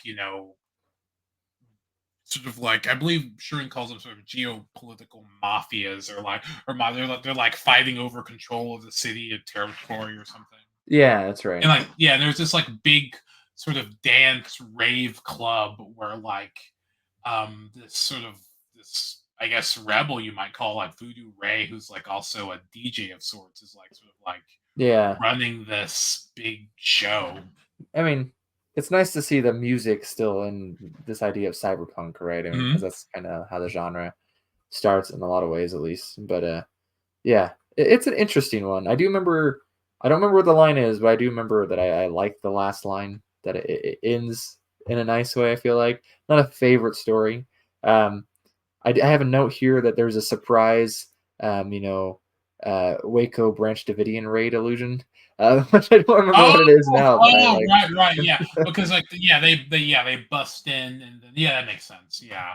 Yeah, it's an interesting thing, and, like, at the ending is really weird, yeah, because like, the police are finding out what's going on, there's, like, gunfire going on, corporate goons is what he calls them, and, like, Mhm. it's, like, really sort of wild, and, like, she has, like, this whole, like, sort of, like, weird cyberpunky get up that has all these different sort of like parts connected to it. This like jumpsuit, with like I think infrared needles attached to her Oh finger and all yeah. that sort of. And she's like doing like sigils in the air. Oh yeah. So That's it's right. like this idea of like this sort of like almost like cult magic sort of like Yeah. spectral energy like happening like on the dance, which is really cool imagery actually. Yeah. I mean, like, yeah, that is it is pretty cool. I mean, such. I mean, I like it with it's kind of lending like this magical spiritual power at least with the tech, but And then I think, like, yeah, sort of like this last act of defiance. I think she like blows herself up. Um, I don't remember that, yeah, but maybe that's what I liked about yeah, the ending. yeah, So, uh, yeah, yeah. The dance floor seemed to lose its mooring for an instant. Quantum fissure, the desperate chatter of automatic fire. Voodoo Ray went up in smoke. And he's like, let me rephrase. A blue shaft of light inundated the stone and wrapped her tired body in a spectral cocoon. She raised her hand in greeting and waved farewell. Rapture. She was transported and her atoms dispersed. Rapture. So, Wow, yeah, yeah. I remember that. that's So, good. this one was very interesting. I would love to know. I don't really know about the background of this one, but this one is Yeah. wild. Yeah, it's an interesting one. Um, yeah. Anyways, any more thoughts, or should we continue? No, that one was just. I found that one was sort of, a very sort of interesting story. Definitely felt like a cyberpunk story to me. Which, sort of has me sort of expanding my mind a bit because now I wonder, Yeah. you know, because obviously, yeah, it's good to be after Great Noise because both of them feel certainly like cyberpunk stories, but they couldn't be farther apart from each other. Yeah. So Right. As we read this, Tim, we are slowly transformed into we are, cyberpunk aficionados, we whatever are, the hell that means. we But are, so anyways, we are the the next, foremost authorities. I yeah, we think. are actually that's us. No, but the next one actually, there's quite a big publication gap. It says from 1998 to 2011. I didn't even It's notice that. You're right. Unis, I don't know. In the Belly of the Whale by Yasser Abdelatif or something like that, Yes. which is actually translated by Robin Moger. Um, Is that so from yeah, Arabic? I believe I wrote down. I mean, it seems like it would be. I'd be surprised if it's any other. Of Arabic course. pretty much dominates that region these days. Right. Right. Not Right. quite Right. like Right. it's an Right. Right. Right. Aramaic Right. or anything. That is true. Um, so Coptic? No. Anyways, so yeah, this definitely has the Jonah vibes, obviously. Like, and I Yeah. think Eunice is Jonah. I think that's the same name. I'm pretty sure. Um, Oh. Yeah. Yeah. That makes sense. at least it looks like it. So interesting. I'm not remembering. Let's see. I put down food, an international variety of foods. So the international stuff coming in. There's roller coasters. There's high tech video games. It's pretty much just a mall tour, I Yeah. guess. I guess the Belly of the Whale, in a sense, is kind of in the world in a sense, and it's a mall. Um, it seems very American but if I remember correctly, it actually takes place in Canada. I believe Um, so. Yep. so which is, I mean, Canada is pretty much America, anyways. And but well, in some ways, at least as far as culture is concerned, it's very similar in many ways. But has an interesting Indian I put in here. I don't remember what that is. Um, Yeah, basically, it's the main part. Like, obviously, there's the belly of the whale is like this big, huge, sprawling mall. He's uh-huh. like, caught up in all the things that's going on in the mall. And you'll probably remember he gets into like a virtual reality. He gets into like a diver suit, like one of those. I don't remember. It was like I think of like I don't think it's like that, but I think like one of those like sort of like what do you call those? You'll know the name. Those like old fashioned diver suits with the big helmets on. Oh yeah. What was called? There's a name for them. Those like old fashioned. I'm forgetting, but it's that picture I sent you yesterday with skeletons in the water. Yeah, Yeah. and basically he goes on a sort of like what's it called? Dive sim, I think. But he gets into it. He gets into this sort of simulation and sort of like falls into the ocean, sort of like experiences what it would be like. And it's actually very claustrophobic as he sort of like, falls into the ocean and he's like sort of almost like gasping for air and like feeling like submerged into this like this almost this tour, this virtual reality simulator. Um and then, yeah, this is a very claustrophobic. And at one point, like he sort of dives to get, like he's like in the air or in underwater and like this virtual reality thing, and he like dives up to sort of like get the surface. And then he mentioned, and then like the game goes or the ride or whatever goes only available in Surface Sim. So there's a Surface Sim versus like a sub sim, That's right. which made me chuckle. I remember that now. Yeah. So I Yeah. guess more just sort of like slice of life stuff. A guy in a big, huge, Right. sprawling mall, and then he gets into like a submarine or Yeah. a diver suit. Do does this one feel like historical fiction yet? I mean, like I can't remember the last time I was in a mall. Me neither.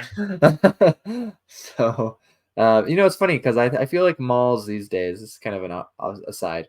They're either, you can tell they were popular back in the day, but they're old and run down now, or and empty, or they're, well, some of them are probably still pretty normal, like the type of mall experience I get when I was like a kid or something. But so I remember like one mall I remember going to was in Houston, okay, and it was the Galler Galleria, I think, if I remember correctly. Yeah, the big mall here is called the Galleria, so that must Oh be yeah, what well, you're going I to. this the sneaking Houston one made me so uncomfortable. I never felt like it was such a like high class mall. I felt poor as hell walking around in there. Anyway, so I only went in there because it has like a skyscraper right outside of it. And there's Oh, like a fake waterfall that's like pretty tall, and then there's like a one of the tallest skyscrapers in the United States that's outside of a central business district because it's not downtown.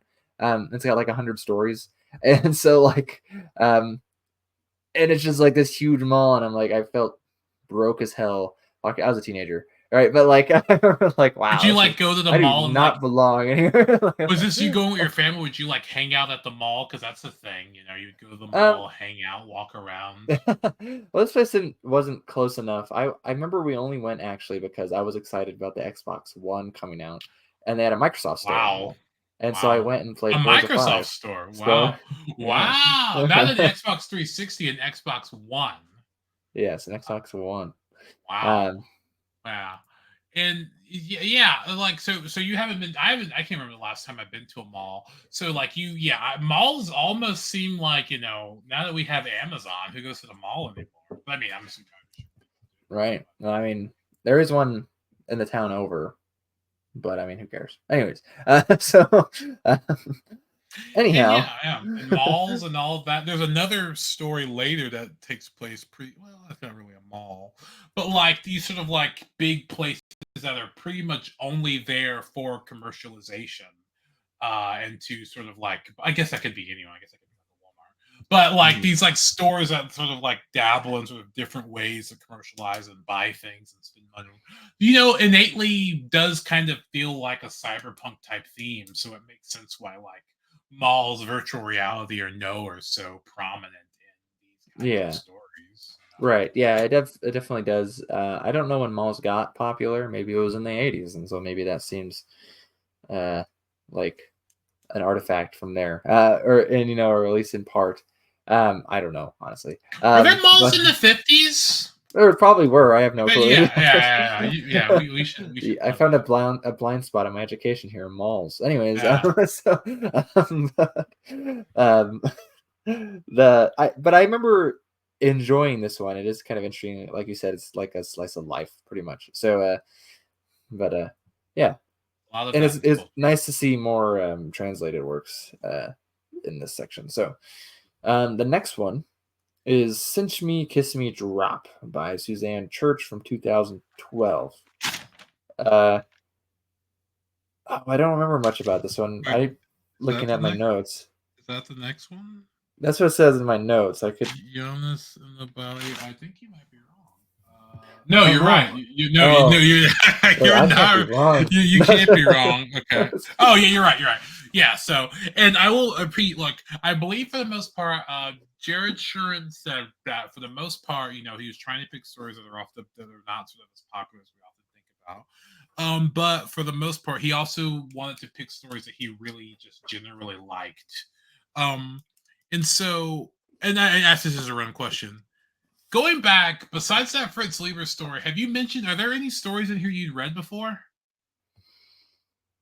I don't think so. Okay, This collection is pretty new for me. I hadn't read like a ton of cyberpunk when we started this, that's true. That's but I'd true. mostly read novels. Yeah, So yeah. yeah. So this one is the one where you can. Oh yeah, you can like snort music. Right. Yeah. That it Yeah, starts with snorting and it's music. Yeah. That's yeah, yeah. I wrote down my notes here. Um, Yeah, drug that you can ingest to like sync yourself to the music. What's going on? They have different kind of musics and styles you can actually ingest right. Yeah. and And smoke or, it's or edgy, of or course, right? Because yeah. it the narrator mentions at one point that the top 40 drivel never sees my brainstem. So He's like, right. He's right. He's right. Who needs that top nonsense? yeah. What the heck? Yeah, yeah, and people like take drugs and they can like feel the drop at the same time, like Yeah. Yeah. Yeah. synchronized dropping, which is what the sync Yeah, comes from. and part of the story I think is in part he goes to get like a bigger drug or something because Okay. Rain gets a good hit, but he doesn't, and so he's kind of like left out of the experience or something. So, yeah, it's interesting. There's another one on music though. Besides just the snorting drugs, it is on a dance floor, pretty much where the story Yeah, takes place. yeah, So, and the backdrop, which is very funny because maybe there is something to be said about these stories that are very sort of like capturing a moment in time. Like at yeah, the same time that's like going on with this, like he's on parole for something, and so like he has to get back home by a certain amount of yeah, time, and then like it goes into these like sections where like he had someone he was in love with and like there was like a tragic ending to her that's like going it like drops back and forth between what's going on in the present yeah, time and then that relationship and something happened to her. yeah, Um, yeah, and it's like he just wants to engage in sort of this culture and sort of like follow this sort of like synchronized drop, this sort of drug that like means a lot to him, and sort of music and right. just being in the moment. Yeah, Um, and this connection as well though is yeah, important there. So it's yeah, like it definitely fits the culture thing, I think, and I mean, it's got like I think the drugs are technically used like nanites or something like that, and I think so. um, so I mean, like it's an interesting one. I liked this one actually, I did too. though it is sexual, which isn't surprising for cyberpunk. But the thing about the sexual content is that you could make a drinking game out of how many times the author uses the word pheromones. Okay, like it's Yeah, that's ridiculous. right. So Particularly like, one character, yeah, he meets who has these sort of like these sort of powerful pheromones. Yeah, I think that's probably a dumb question. Maybe not a dumb question, but an off the field question. But like, is the slice of life thing working for you? You think, yeah, I or do think so. you? The nice thing in cyberpunk is that in a way it's reflecting something about reality, Mhm. right? And but it does it in interesting ways because it's not reality, right? We don't have nanite drugs we snort to get a song. You know what I mean? Like, right? Like, so, You don't, but oh, shoot, Tim. You're keeping me in the dark. I No, am. anyways, I am. All but for like me. in that sense, like that's fiction. You know what I mean? That's speculative. But in a sense, I mean, like, I mean, I've never actually been to a club or a rave, and I don't ever plan on it. But Or if I. right, like in a sense, though, it feels like now, in a sense, right? Like it feels like a thing between a couple that you're kind of like attracted to each other or something like that, right? And it's just like, but then it does, you're a little disappointed sometimes, right? Because your drugs didn't hit you like you wanted them to. So I mean, No. like, Well, last time you took your ibuprofen. Anyway, no. So like, well, I think about that because of the influences, and you sort of mentioned that when you first started this, you weren't particularly super. Obviously, you knew what cyberpunk was, but you weren't particularly engrossed or incredibly familiar with those beats or what made cyberpunk. Um, but you sort of you bring in what you know and your experiences, what you like, and you sort of like get involved or sort of interested in what you're reading or what you're doing. And there is this book. It's called Dreamer, comma awake apostrophe. Or apostrophe. I mean exclamation mark. So, apostrophe. Apostrophe. See, I was fully into myself and I said it. Apostrophe. Excuse me. That's the one I read before the editing, before the final edit. Because I was thinking about, there's this book called Dreamer Awake. To sort of I just want to bring it up. And I feel as though, those weird, those cyberpunky elements have not probably been highlighted enough. Those sort of like science fiction elements that are, I think, integral or sort of significant to the story, and obviously this was written, Dreamer Awake, I assume, was probably written before we started this. It had to have been. Yeah. Yeah. But, just sort of like thinking about it, because, the vast majority of what I know about Cyberpunk, like 95% of my Cyberpunk, probably 90% or 85% of my involved sitting down engrossing with Cyberpunk has probably been from this book, because there's a lot of work here, or 75% or something. And so, like, it brings even more sort of like significance or sort of hindsight to like the stuff that's in your book, Yeah. Yeah. I mean, that was actually in connected to that. I was gonna say that in a sense, this doesn't read like any of the old sci-fi, Right. right? Like, and so I guess you could say, like, if you wanted to compare it, it's a similar thing in my book where it's science fantasy in a sense, Right. but I'm not going to take from the sci-fi that most old science fantasy writers are taking from sci-fi of their day, which is very old school, largely space opera, and well, we have cyberpunk now, and we have other things, right? So, like, if you're going to write science fantasy, well, it makes sense to take from that type of stuff, Right. So, I mean, science fantasy is a very unpopular theme these days, I would say. But I would say. so, Yeah, but like we talked about, like something like what's the one we just read, and I probably shouldn't save that for the end. The Dreamer Awake plug that Liam did not ask me to do. It was in my notes. The one that we just read about the band, I can't even remember. retoxicity, or you mean the no The one no before with the fish people before that. oh that The one lizard and reptile glass. glass reptile breakout, yeah. Yeah, and like there's sort of like where you talk about like the weird sorcerer guy doing stuff in the midst of that, and just like these sort of mix of genres. It's interesting that you can like see what's going on, like how cyberpunk can like mix those sort of anything really can like mix those sort of interesting elements into something that's not just sort of like the standard thing, and I find that's Right. Yeah, that's right. why And I was thinking.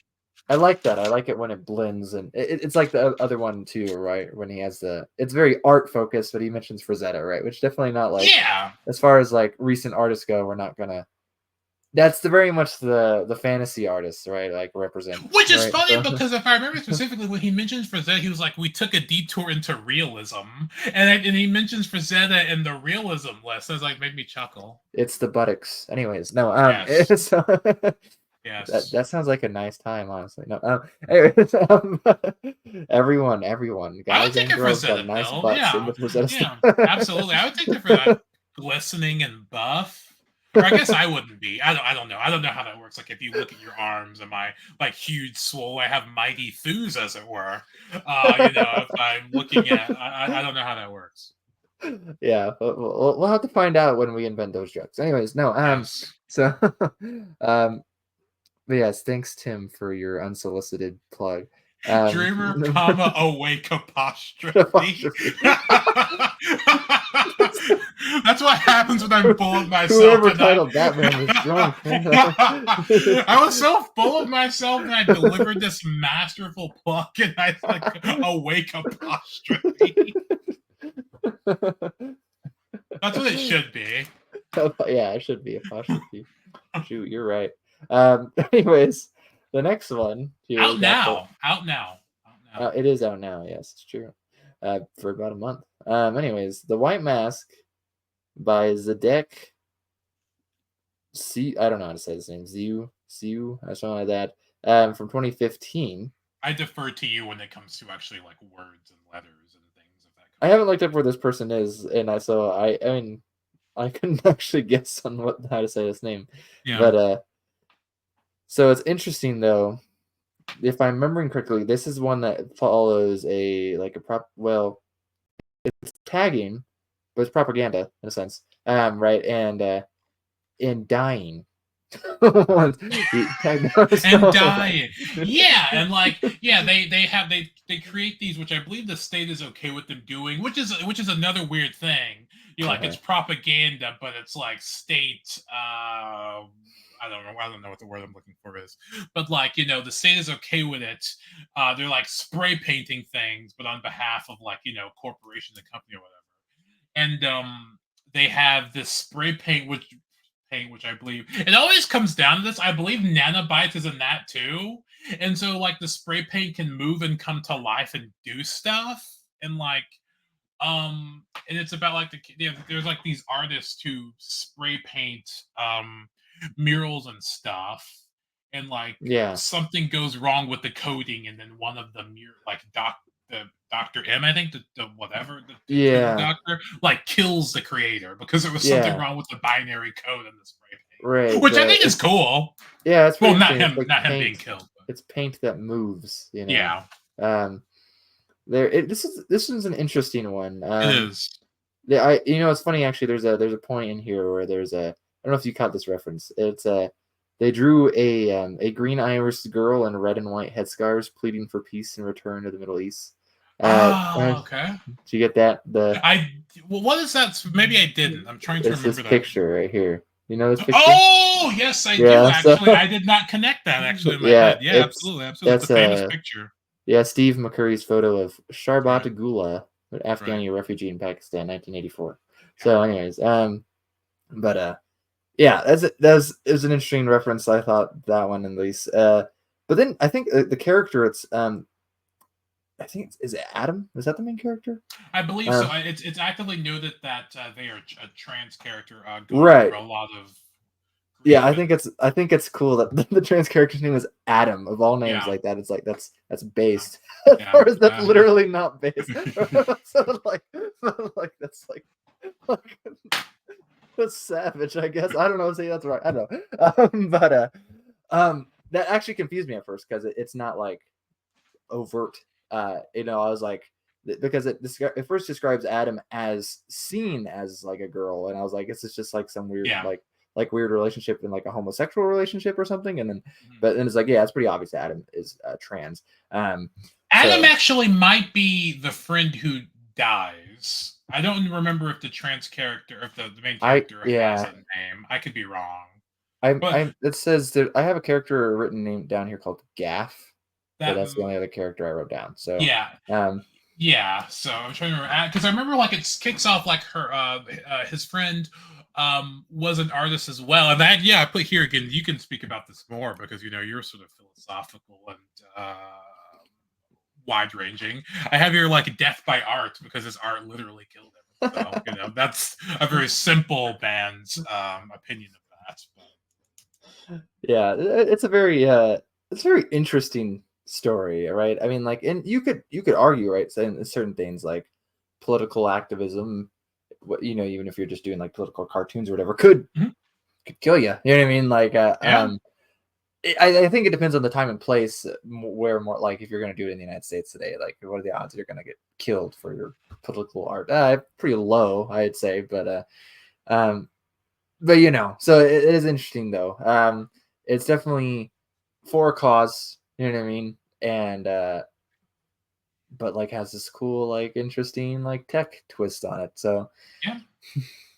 Yeah, it was really interesting. I thought that was a very interesting one, and just sort of like, yeah, I don't know, maybe it's very interesting, sort of like going back, and I keep saying this, like going through these like more sort of like introspective, sort of like personal stories, that really, but I guess in a way, I think Shuren talked about this. I guess all cyberpunk stories are, probably not. I feel like cyberpunk has to almost be personal in a way. Maybe it doesn't.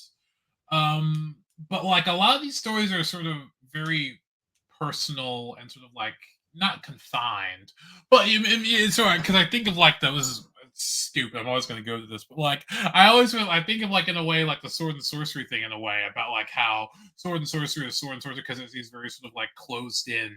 Not that it has to yeah, be, but these very sort of like closed in particular stories about yeah, you're not saving the world. And I believe Shuren said, these aren't like stories of like great heroes trying to sort of like change or sort of like push society. They're doing what they can while living in such a society. yeah. I think the Sword and stories sorcery. themselves push society. Yeah. But the actual stories in that story, not so much. Right. Generally, not always, Right. but so, but yeah, it's interesting. Um, It all goes I back to wonder. sword and sorcery. Yeah, it's interesting to me because like cyberpunk these days that definitely seems more like a. It does always go back to sword and sorcery, but it seems like a more popular genre, and I wonder if that's in some sense because there's people that want it. It still seems like a thing here and now, and so like people will publish it more. Like if you want to get into sword and sorcery, it's a very small. It's off topic, but it's very small, and you got to be like pretty much you have to write whatever the publisher wants you to write, right? Which is Mhm. always the case, even with cyberpunk these days. You know what I mean? But like, if your options are limited, well, there's less of a chance, or more of a chance that you're going to be writing stuff that pretty much just the publisher wants. Yeah. It's kind of always been the case in publishing, but anyways, that's just maybe how Liam's feeling. But so No, no, and I agree because like because it really because I literally have no idea what post cyberpunk is. So, yeah, but I'm assuming you can write post cyberpunk. I'm assuming if I sat yeah, down and I wrote a cyberpunk story today affected by this, it would not be a post cyberpunk story. yeah, Or I don't know, or maybe I'm assuming the argument isn't that like everything being done now is like a post cyberpunk society, yeah. Is it but like a I time don't. thing? Yeah, I don't Like know. I'm not 100% sure either. I do think I remember I read Naom recently by Lavi Tidar, and Mhm. I think was talking to someone, they labeled it as post cyberpunk. Me, I would just say it's cyberpunk, right? Because it Right. has these cyberpunk elements. Um, I'm not sure what makes it post cyberpunk, but um, but yeah. Anyways, so Post sword and sorcery coming up. uh, okay. We have like 11 more stories, so maybe Sorry. let's Yes. it's both of us. I'm say sorry. Anyways, let's kick Yes. it What in. is what is Since the we got next one? We have to bring it Degrees of home. Beauty by Cassandra Caw. Ka, I believe. Yeah, and I am familiar with her. With maybe actually their work. I believe. They do a lot of work. I think the vast majority of their work is horror, Oh, which okay. from this story makes sense because it's horrifying. And they're Oh, known for yeah. writing sort of like horror stories, and particularly sort of like involved stories that deal with body horror and that sort of thing. And I've read Yeah. a bit of their work before.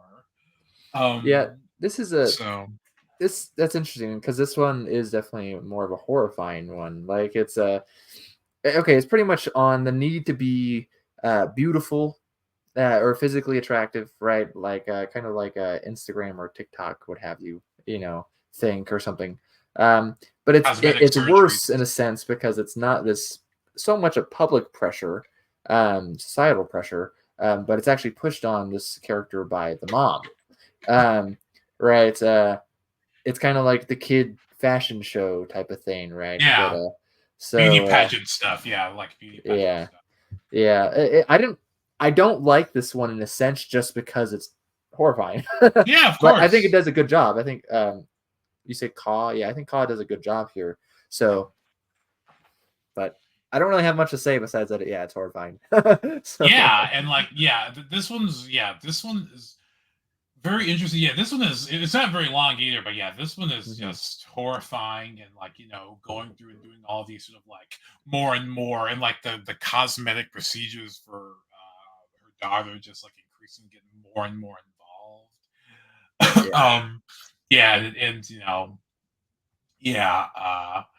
yeah, 12 weeks later, Biling emerges from the hospital dressed in her dead daughter's skin. I was like, "Oh my right. god." Yeah, gosh, yeah, That one was brutal. That one was definitely horrifying. yeah. That was a oof. That was one I was when I was going through. It's like I remember this one specifically. Yeah, I mean, like I said, it's not like I don't like it because it's bad. I don't Mhm. like it because it, like makes me feel scared, kind of. So like, Yeah, so, is this what we're uh, heading towards? In society and all that sort seems like it sometimes. of. Yeah. But as far as unless you have more thoughts, as far as No, that one. the next two really stood out to me, because they're kind of weird. This At one probably least my so. favorite one in the story. I Maybe knew I I sneaking knew it. I knew it would be. Hey, I would anyways. say the Liber story and then this one, then the Libers. Actually, I like this one a lot. This is probably my Yeah, favorite in the book or the favorite in the section. It was. I'd yeah. say This one definitely screams out Tim. So yeah, Alligator Heap by E.J. Swift from 2016. Um, it's interesting because it's definitely like a climate change story, in a sense, yeah. right? Like, um, right. But it follows this one guy. What was his name? Is Vardaman, I think. Is that right? I Um, believe so. he's 110, I Yes. believe, but he's scared of transferring to a new body. Right. Right. So this is done in an item called a sarcophagus, if I'm remembering correctly. I Which believe is an that's the word interesting, that's used. Yeah. yeah, which is interesting thing to call it, I think. But he's got money because he owns restaurants, but he can't taste anything, right? So and it being ironic like that, or even there's a point where it's like strawberries are only for the very rich, and he dredged up adjectives from the memories of cuisine gone by. So like, it's nice because it's a pretty swift read. It gets the correct etymology of the word garden. I appreciate that. I don't even remember Whoever Swift that. is, um, Yeah. So but has a character named Elena, who I guess was once a mill.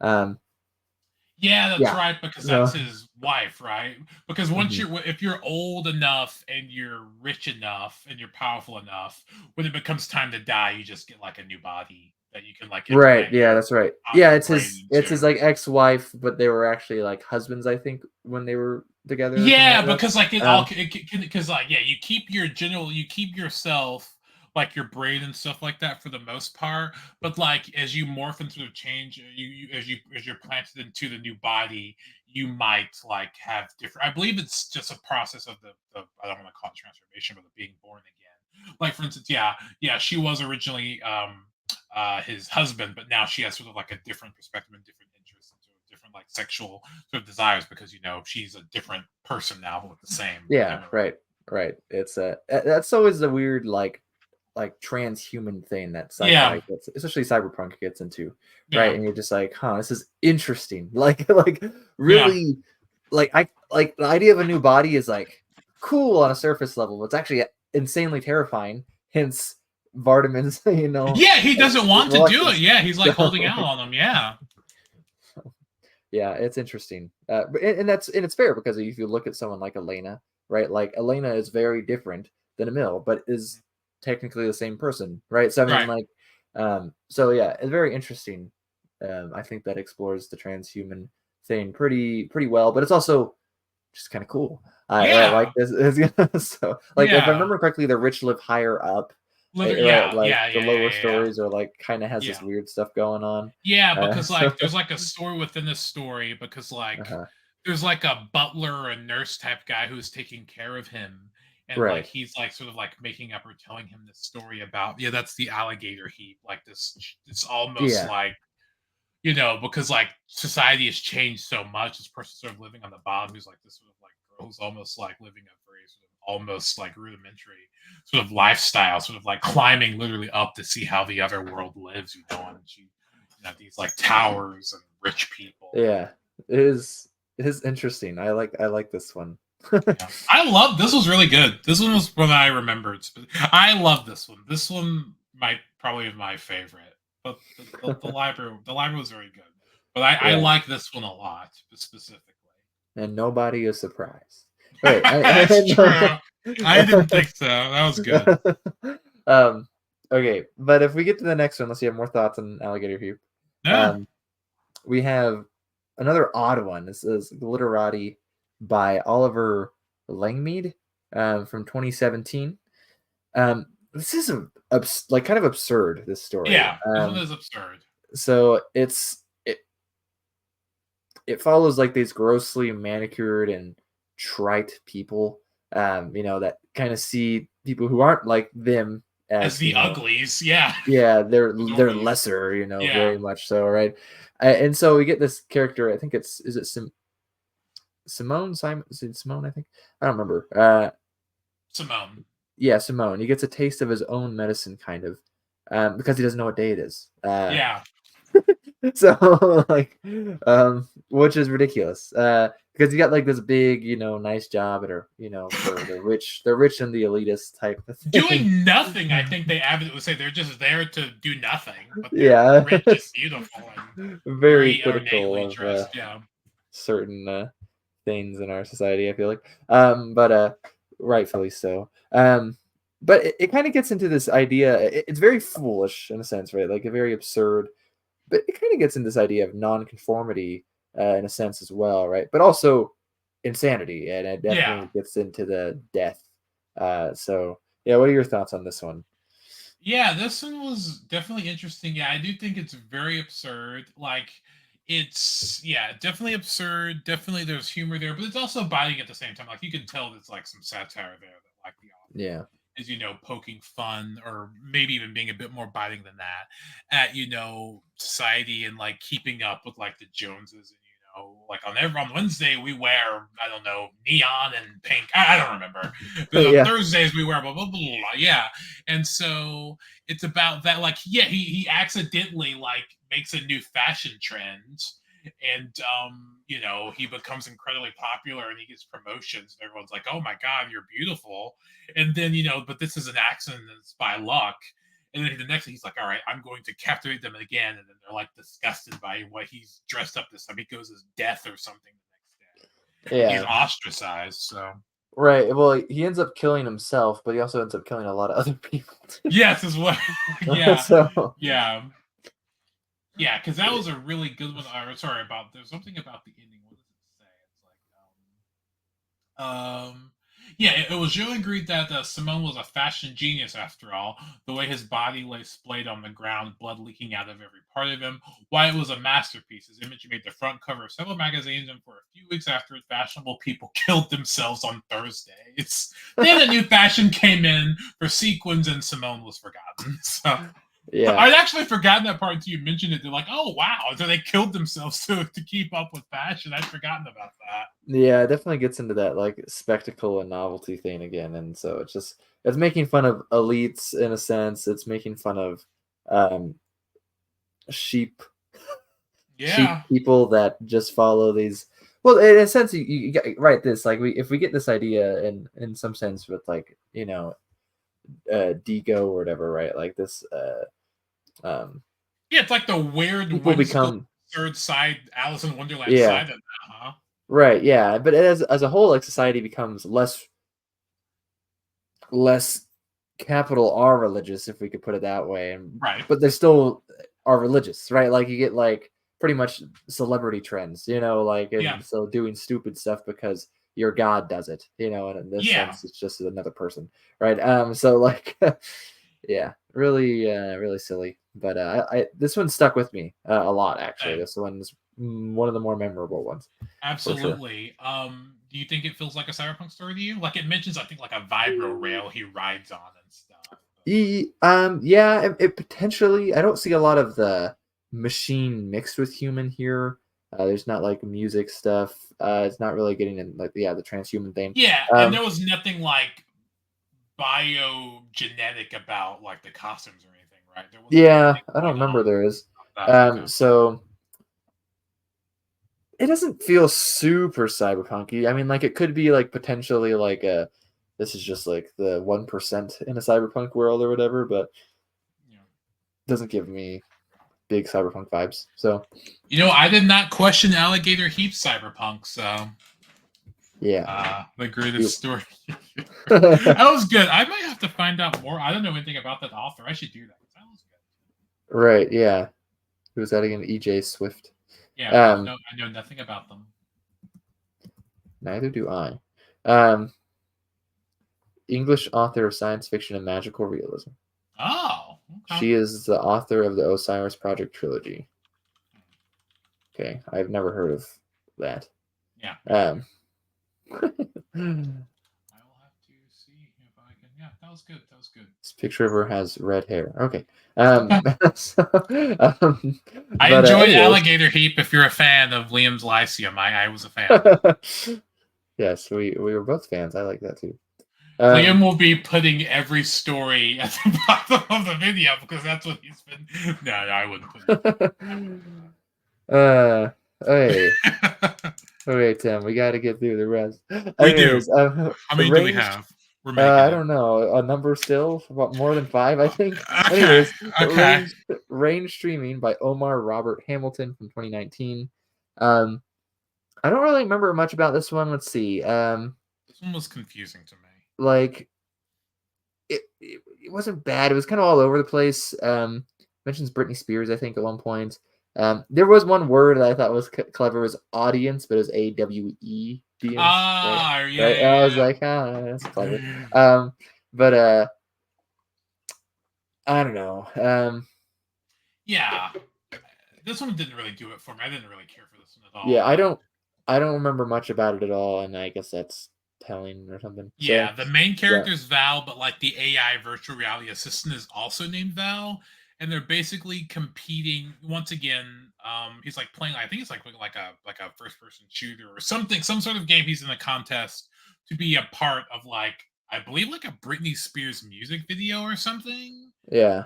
And like it's a part of like being a part the Val AI or virtual reality assistant kept spewing out ads and product placements and all that stuff. Yeah, it's funny actually. I was thinking that I feel like this is a good idea. I have a note here. I thought it was a good idea, but I think someone else could have done a better job with it, right? And I even put my note here says that I think Timothée Fleur could do a better job with the style. Yeah, it did not really work for me. I was not a fan of that one. I found it a bit sort of confusing. Yeah, well, you could do it better, Tim. Okay.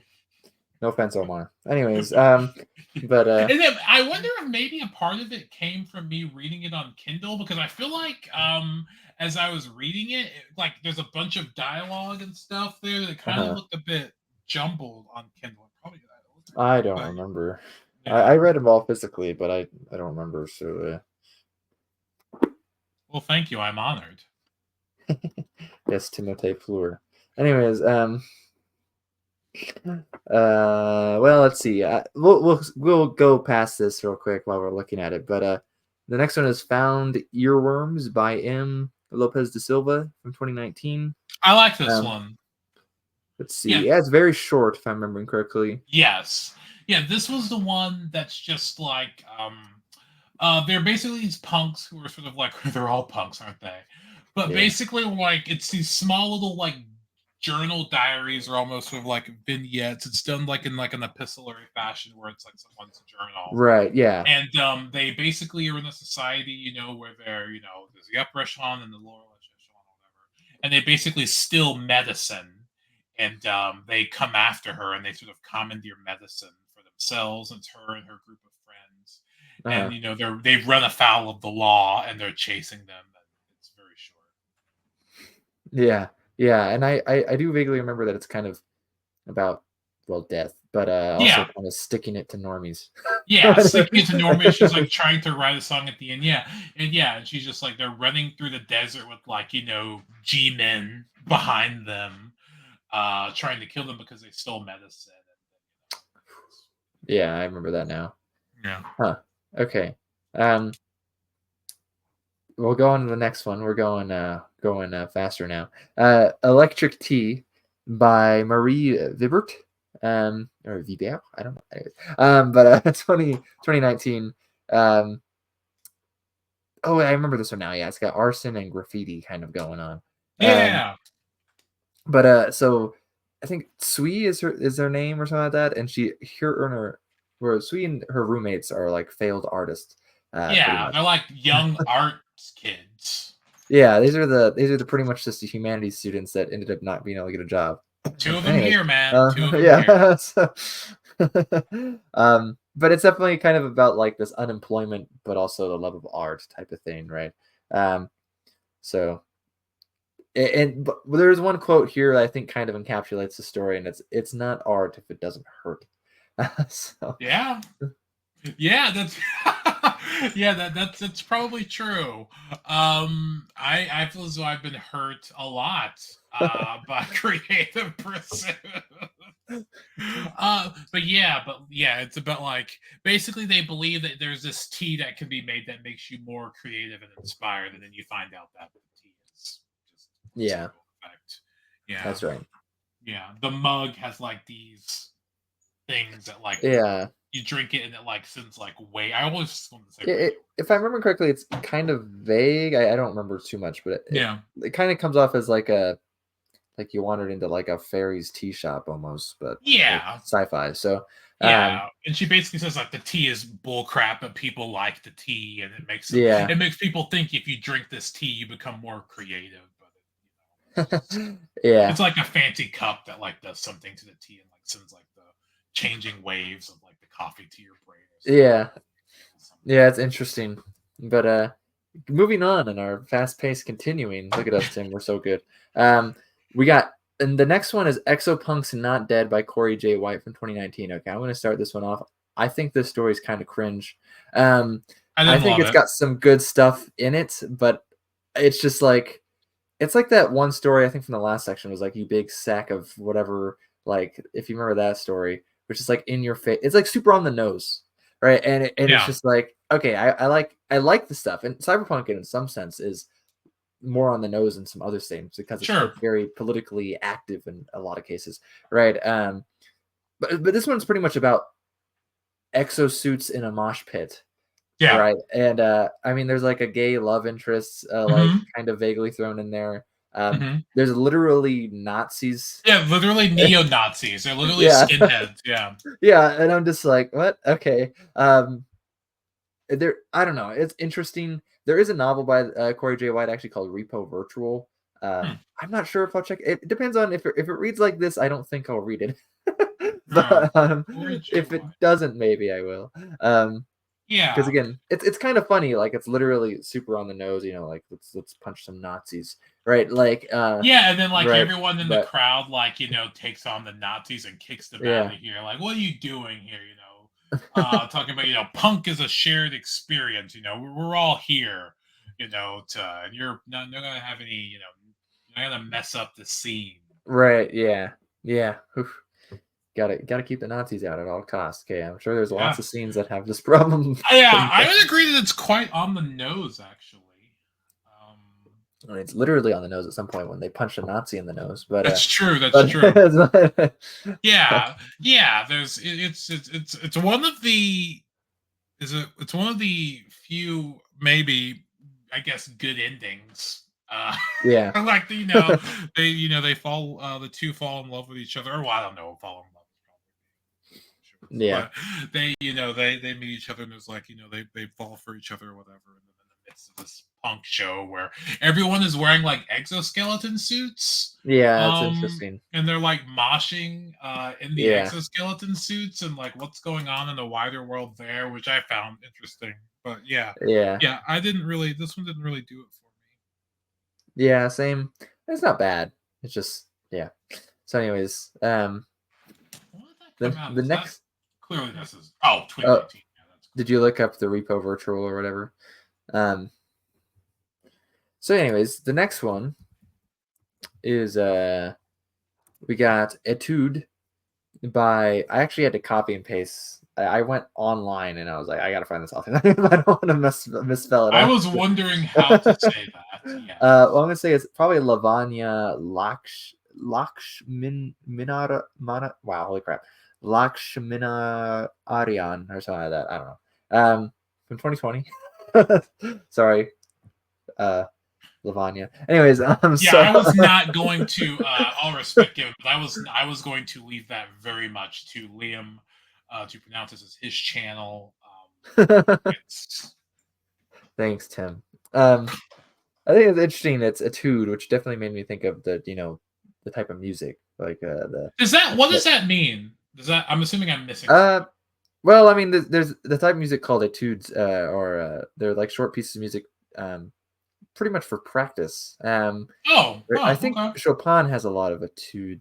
Oh, I did not. Oh, Um, okay. I think let me look up Chopin's etude. But it technically means studies, I think, in Latin or Oh, something like that. So it oh could yeah, be you're like really right. Yeah, spirits or devotion in Latin. So okay. Yeah, an instrumental music composition usually short designed to provide practice material for perfecting a particular musical skill. Oh, okay, that makes perfectly good sense. I don't know why I didn't Google that. I did yeah, I not. think one of Chopin's most famous works is an etude. Okay. But I'm blanking on the number here. But whatever. So that's off topic kind of. Well, it's an aside. It's called But etudes. yeah. So Chopin's, I mean. right, yeah. So we have, I think, is it Nina? Is this the poet? Is this the character? Um, Yes, which is part of a wide. Yeah, this story is a part of a wider novel that I mm, believe is a fix-up novel that all take place in the same city. Um, interesting. Apex City, maybe. Because I was wondering, I was reading, I was like, this seems like in the middle of something. But yeah, they're all. This is a chapter of a novel, which every story takes place in this Apex City, and this is just, this is probably the longest story in the chapter. Actually, it was fairly Yeah. long, and so this is like a part of that book, and this is a piece of that book. Oh, there was okay. Yeah, so that sounds about right. So I do remember this is about this human that she's like, I guess she's completely human or something like that. She was, which is abnormal if I'm remembering correctly.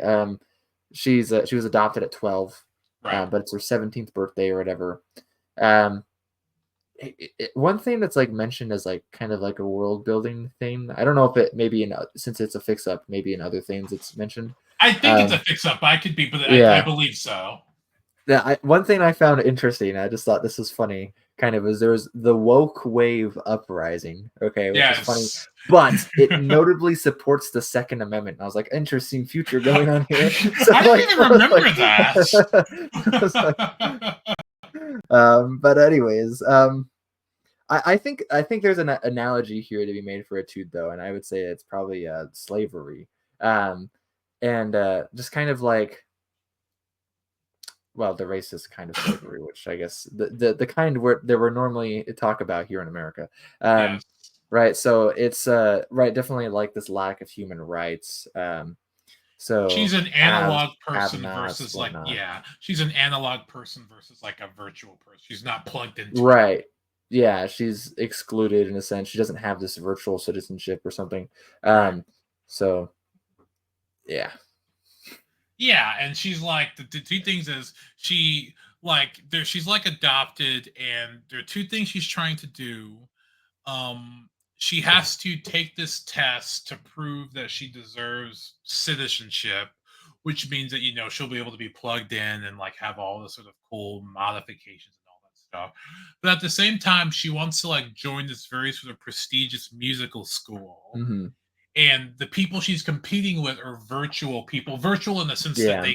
they have, not that they're Yeah, they like have real, just they're, assistants pretty much with that stuff. yeah, they're They're real transhuman people. in a sense, right? Yeah, Like, yeah. so And so like it mentions that like, she's having to learn piano and all these sort of like very significant pieces the old fashioned way, but they have like right, all these just sort of like augmentations and sensors and things in their head that like make learning how to play easier. They have like metronomes in their head and they have right, patterns that they can use. And so it's like they have like art and sort of like general sort of like human skill and practice. I yeah, guess they call it like heart versus like technology because yeah, yeah, and it's part of like that whole yeah. This heart and soul stuff comes in. yeah. Yeah, it's an interesting one. I actually wrote down here a quote from it, which I thought I guess was facepalm worthy. Oh, perfect, It's when perfect. it's like a weird like take on when it rains, it pours, and I just thought it was cheesy. It says when Uh-huh. it glitches, it fries. I just I don't remember that at all. I'm gonna I'm like, start using gosh, I was that like, I can't see anyone in the future saying this. Like, when it glitches it fries. I'm gonna have to use that. goodness gracious. Okay, but yeah, it's not a bad one. Not a favorite, but Yeah, not bad. Um, but we only got three more stories left. making it. Yeah. So we got Apocalypse Playlist by Beth Cato maybe, from 2020. Um, well, this is pretty much exactly what it sounds like. So like it's technically a journal, right? Like it's a like the Yeah. journal entries, but it's very much a quick narrative of life. It came out in 2020, which makes me think there's some real world analog going on here, but maybe not. But yeah, I don't really have much to say. I mean, besides the fact that I don't know when this idea of like, you'll hear things like Cyberpunk is concerned with the playlist or whatever, right? We've mentioned it already here, and when did that come about? Like, I was like, Me is that coming from neither. the 80s? Like, is it from this story? Like, I have no clue, like the story itself is okay, I felt like. I feel like it does do an okay job of giving this like very quick sketch and making you care for a character very quickly, like something like Lavi Tidar is good at doing that, right? Like Hmm. that's something I want to be able to do, like give you a paragraph and all of a sudden you care for this character, right? Right. But so it does that well enough. But it's super straightforward, right? Like it's pretty much exactly what the story says is Yeah. Apocalypse Playlist. So Yeah, you're right though. Like because I feel like the playlist is a very sort of early. I feel like this is obviously not true. But I feel like people started talking a lot about playlists when like maybe like, and I'm older than you obviously, but like the iPod and stuff. I feel like yeah, that popped through. I probably am. they This is had I the was you I think the had first your time a playlist you was had your huge. playlist.com linked to your Your play, MySpace or something. yeah, that's right, Like right. Yeah, like yeah, it's sort of being linked to the playlist, Apocalypse playlist. yeah. Yeah, yeah, just sort of being caught in. But it's really yeah, she has like a chip. It's another Apocalypse story. She has like a chip in her head that Mhm. allows her to that she can like have music play in her head, and like when society crumbles, she can actually it literally calls her like she becomes like a bard and sort of like this like Yeah, rebuilding of society because like she can sing for people like an acapella because yeah, she can hear music and she's like she's like the bard yeah. in like this community who can like gather people and sing and stuff. It was very quick. Yeah. Yeah, it's a pretty interesting one, but yeah, very short. So, Yeah. um, yeah, interesting one. Pretty strictly, like it's interesting though because when we get like cyberpunk, it's not strictly apocalyptic. You have sometimes like portions Yeah. of the world that are kind of like apocalyptic. Uh, but all you get is apocalyptic, right? It's almost like this, right? Like you said, she becomes kind of a bard, right? So like Yeah. it's interesting, in that sense, but still feels kind of cyberpunky though. Yeah, I cannot Yeah. imagine the work that he went through to find these things. He must be sort of really cued in to Cyberpunk because these are like all over the map. I wouldn't. We're reading stories we normally would not have read. I can't imagine wild. how many stinking stories he read to make this manga. Truly, like what did not get in? Because like this is massive. Yeah, right. Okay, last two stories, Tim. We got this. Yes, we got we do. we got Active Providence by Erica Satifka from 2021. Right. I think it's funny actually the seeing the ads on vehicles. I'll see that now. Have you ever seen that where like people normal people with their cars, they'll have like ads on their car What do you mean? It's literally like they own a car and a company will pay them to have like a sticker ad on Oh, their car. oh, Like interesting. Yeah. Yeah. I I was think like, I don't see it that often, but I've seen it yeah. before. You even have plenty of idiots who will do it for free, right? Like they'll get the Fox like sticker on their car because they're dumb. But anyways, no. Yeah, definitely like driving around with like Tim's title and pawn. Yeah, right. It's something like, but they do it. Or like I've seen it. Not covered. Like a stock car or anything like that. What But ads are on your car, Liam? I have none, We've but got soon good I'll time. probably have to get some. So I hear you. We're just sort of talking about, we're working stiffs, we're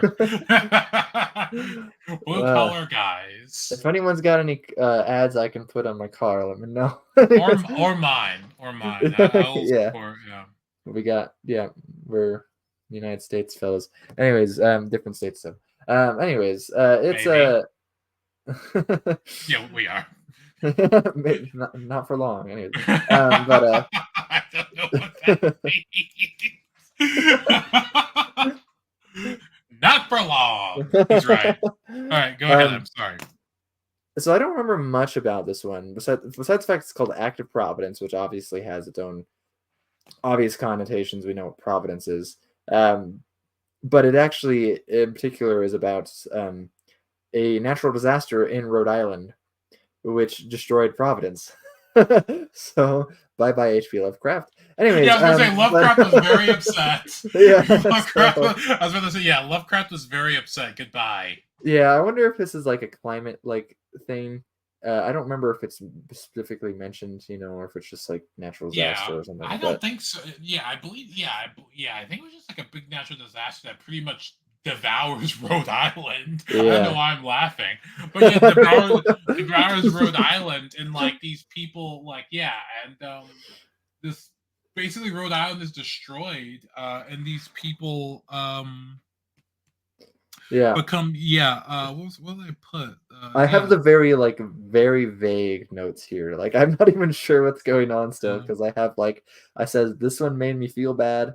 It's very virtual at the end. There's drugs and there's a mean rich person. That's all basically, they become sort of like stuck, wards of like the states or whatever, because their state was destroyed, and basically they just become like the survivors who live off the government giving handouts and stuff.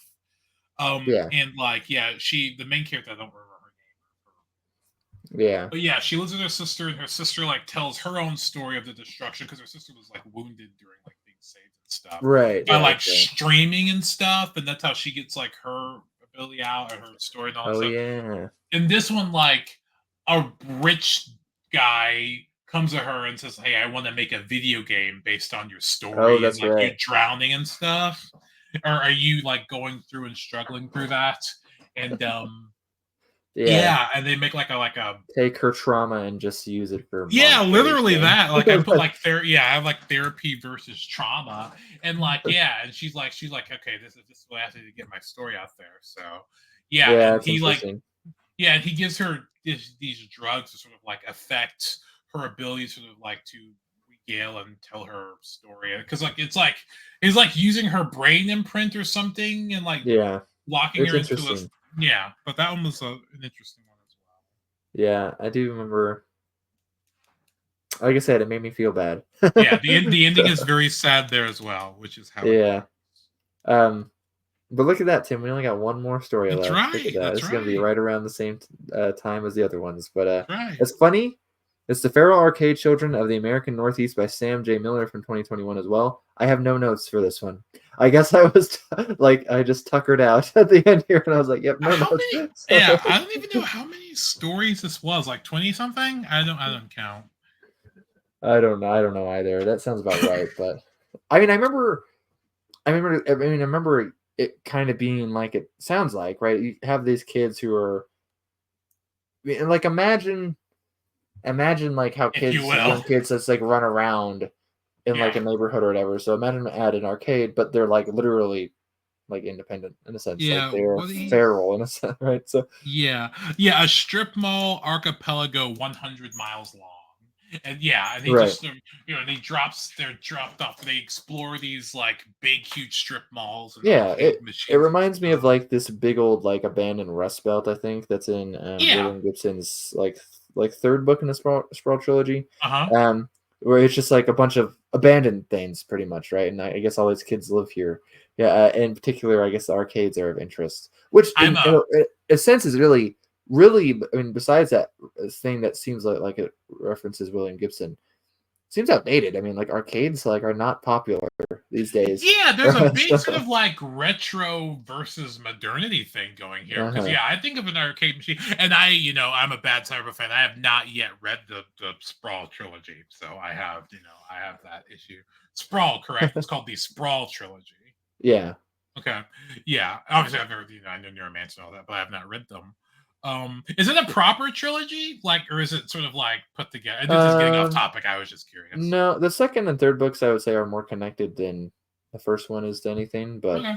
yeah, it generally follows different things. I'd read them in order, but so Yeah, and this was really interesting because, like, yeah, it's like the youth culture and an arcade, the big sprawling like place with all these arcades and stuff, and just sort of like you sort of like banding together and spend time, but also there's like sort of like sex involved, but yeah, also like sort of like grunginess and scraping by and all of that stuff, and you know the fraternity of being together and all of that, right, yeah, and just moving through, and then like yeah, and they're moving through these machines, and it comes out, which is really interesting, or interesting enough.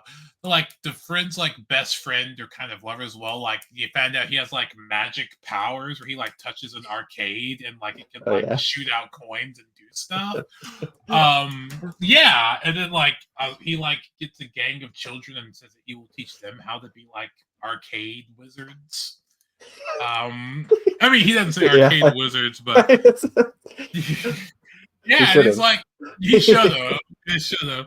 Yeah, and it's about like I think it's like that sort of clash of like retro versus like because it does kind of feel retro, but at the same time it feels sort of very modern. Because like I said, it came out Right, in right, 2021 about like these lost children, like these are like almost like Peter Pan esque lost boys, in this yeah, arcade type situation, sort of yeah. like And experience. am I remembering correctly that it's got like some homoeroticism in it? Yes, yes, it Okay, does. I believe the main character is is male, and then and then the character that he is in love with is like or I say in love, but the character he has a relationship with like is becomes like this like sage wizard arcade guy who like is like becomes like a sort of almost like their hero of sorts, and who like there's like a big there's like a big whole thing in the police barge in when they're like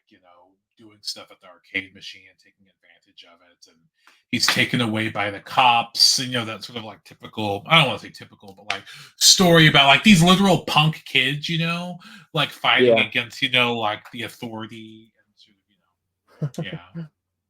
Yeah, like it even ends like they have all that, but we have the spark, which is the character's name is Finn. And, yeah, Oh yeah.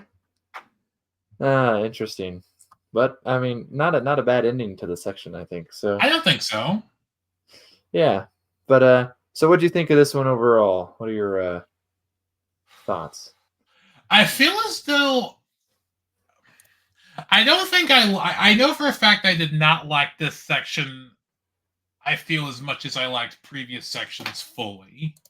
Um, Yeah. I feel like there were a few stories I really, really enjoyed about this, in this section that I thought were I feel like the few that stick with me that I really enjoyed the most is not as big as it was in the other chapters that I can't even remember. Let's see. This was culture, society, and self. But So yeah. that may be just a product of what this chapter was about. Um, and so these sort of like slice of life type, in a sense, ideals, and keeping up with like the Joneses, and like making a way for yourself in this sort of like cyberpunk world. I feel like they didn't hit me as much in this section as they did last section, but I Mm. did really like the Fritz Leiber story. Is really good. It's fantastic. Um, and Alligator Heap is fantastic. Those two were absolute standouts to me, but I didn't really love that many stories in here this time. Yeah, that's fair. I mean, I kind of agree with you there that And a it was short an course in art enjoyable section. appreciation was good. The art one I thought was good. Right, yeah, that's yeah. So I mean there's some ones that I liked. They kind of stand out a little bit more. Um and I mean I really like the library ones. I mean, like I Yeah, had like I think like I said earlier, kind of has the best opening in my opinion. Um but the opening is always bound to be the oldest story in the section anyhow, yeah. which, just kind of depends. All right, so but yeah, it didn't seem to wasn't my favorite either, but going back since it's been what 6 months 10 years. since I read this, so uh, it's nice to go back and revisit it, and to see the things that do stand out. It's nice to go back to the stories, especially ones I don't even really remember all that much. I'm glad I had the notes. So, but I mean, I'm glad we're getting through the book, and I mean, now if you look at the book, we're more than halfway Yeah. through, so considerably more than halfway through. So we got two more parts left. We got challenge and post cyberpunk. Is there And a post story cyberpunk that is is pretty there? short. Sorry, So. is there a story that sticks out to you besides the Lieber one? I keep saying his name. I mean, I like the art one. Yeah. And let's see. The art one in particular is a nice one. And then yeah, like Alligator Heap, not a favorite, but I definitely like the like kind of like the mood of it. Yeah. And Glitterati, which again, this doesn't really seem like a favorite to me, but like it's very memorable. Yeah. And That that's one's what you want to definitely stick with. Yeah. If it sticks with yeah, you, then yeah. yeah. It's definitely stuck in my mind. So um, there's definitely some in here that are uh a little heavier hitting, like that you'd want, like Ray Noise, for example. Not like again, not a favorite, but like memorable. So, but yeah, I'm wondering if it's just like the nature of it being about culture. I don't know, but like it didn't really hit with me. But I thought, I'm happy I read it. And there are some really interesting stories or things going on. Yeah, I would agree with you. yeah, yeah. Challenge. I'm glad we were getting through this one. So, So we but technically only have 2 chapters left. And yes, and it's only about 300 pages or so, I think. And considering we read 700 some odd pages, it's I considerably don't. less. We have read more than there is left.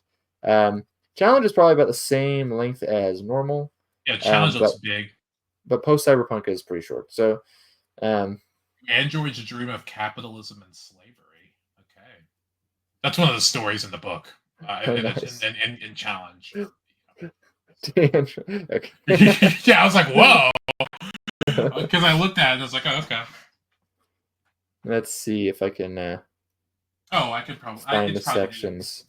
easier for you because this is all over the place. Oh, post cyberpunk starts with Petra, so by Greg Bear. But yeah, we got this section right here. This one, this is a big book. This one, Not this is bad. challenge, and then this is post cyberpunk, so pretty small, I think. But who knows when we will get to those? It But Tim and won't I will figure that be. out. Yes, we will. I hope. Hopefully, it won't be 10 months or 11 months or however long it's been or 8 months. I don't. I couldn't tell you. And if it is, we'll bless you with something else. So, anyways, yeah, but it thanks for watching, anyone. If anyone gets to the end of this, it's like 2 hours and 20 minutes, I think, because the timer is always off by a few minutes. But You said we were going to go 2 hours, and that's what we've been doing. yeah, we've always hit around 2:15 or so. So, anyways, this is fun. I like doing these. So thanks Tim reading with me.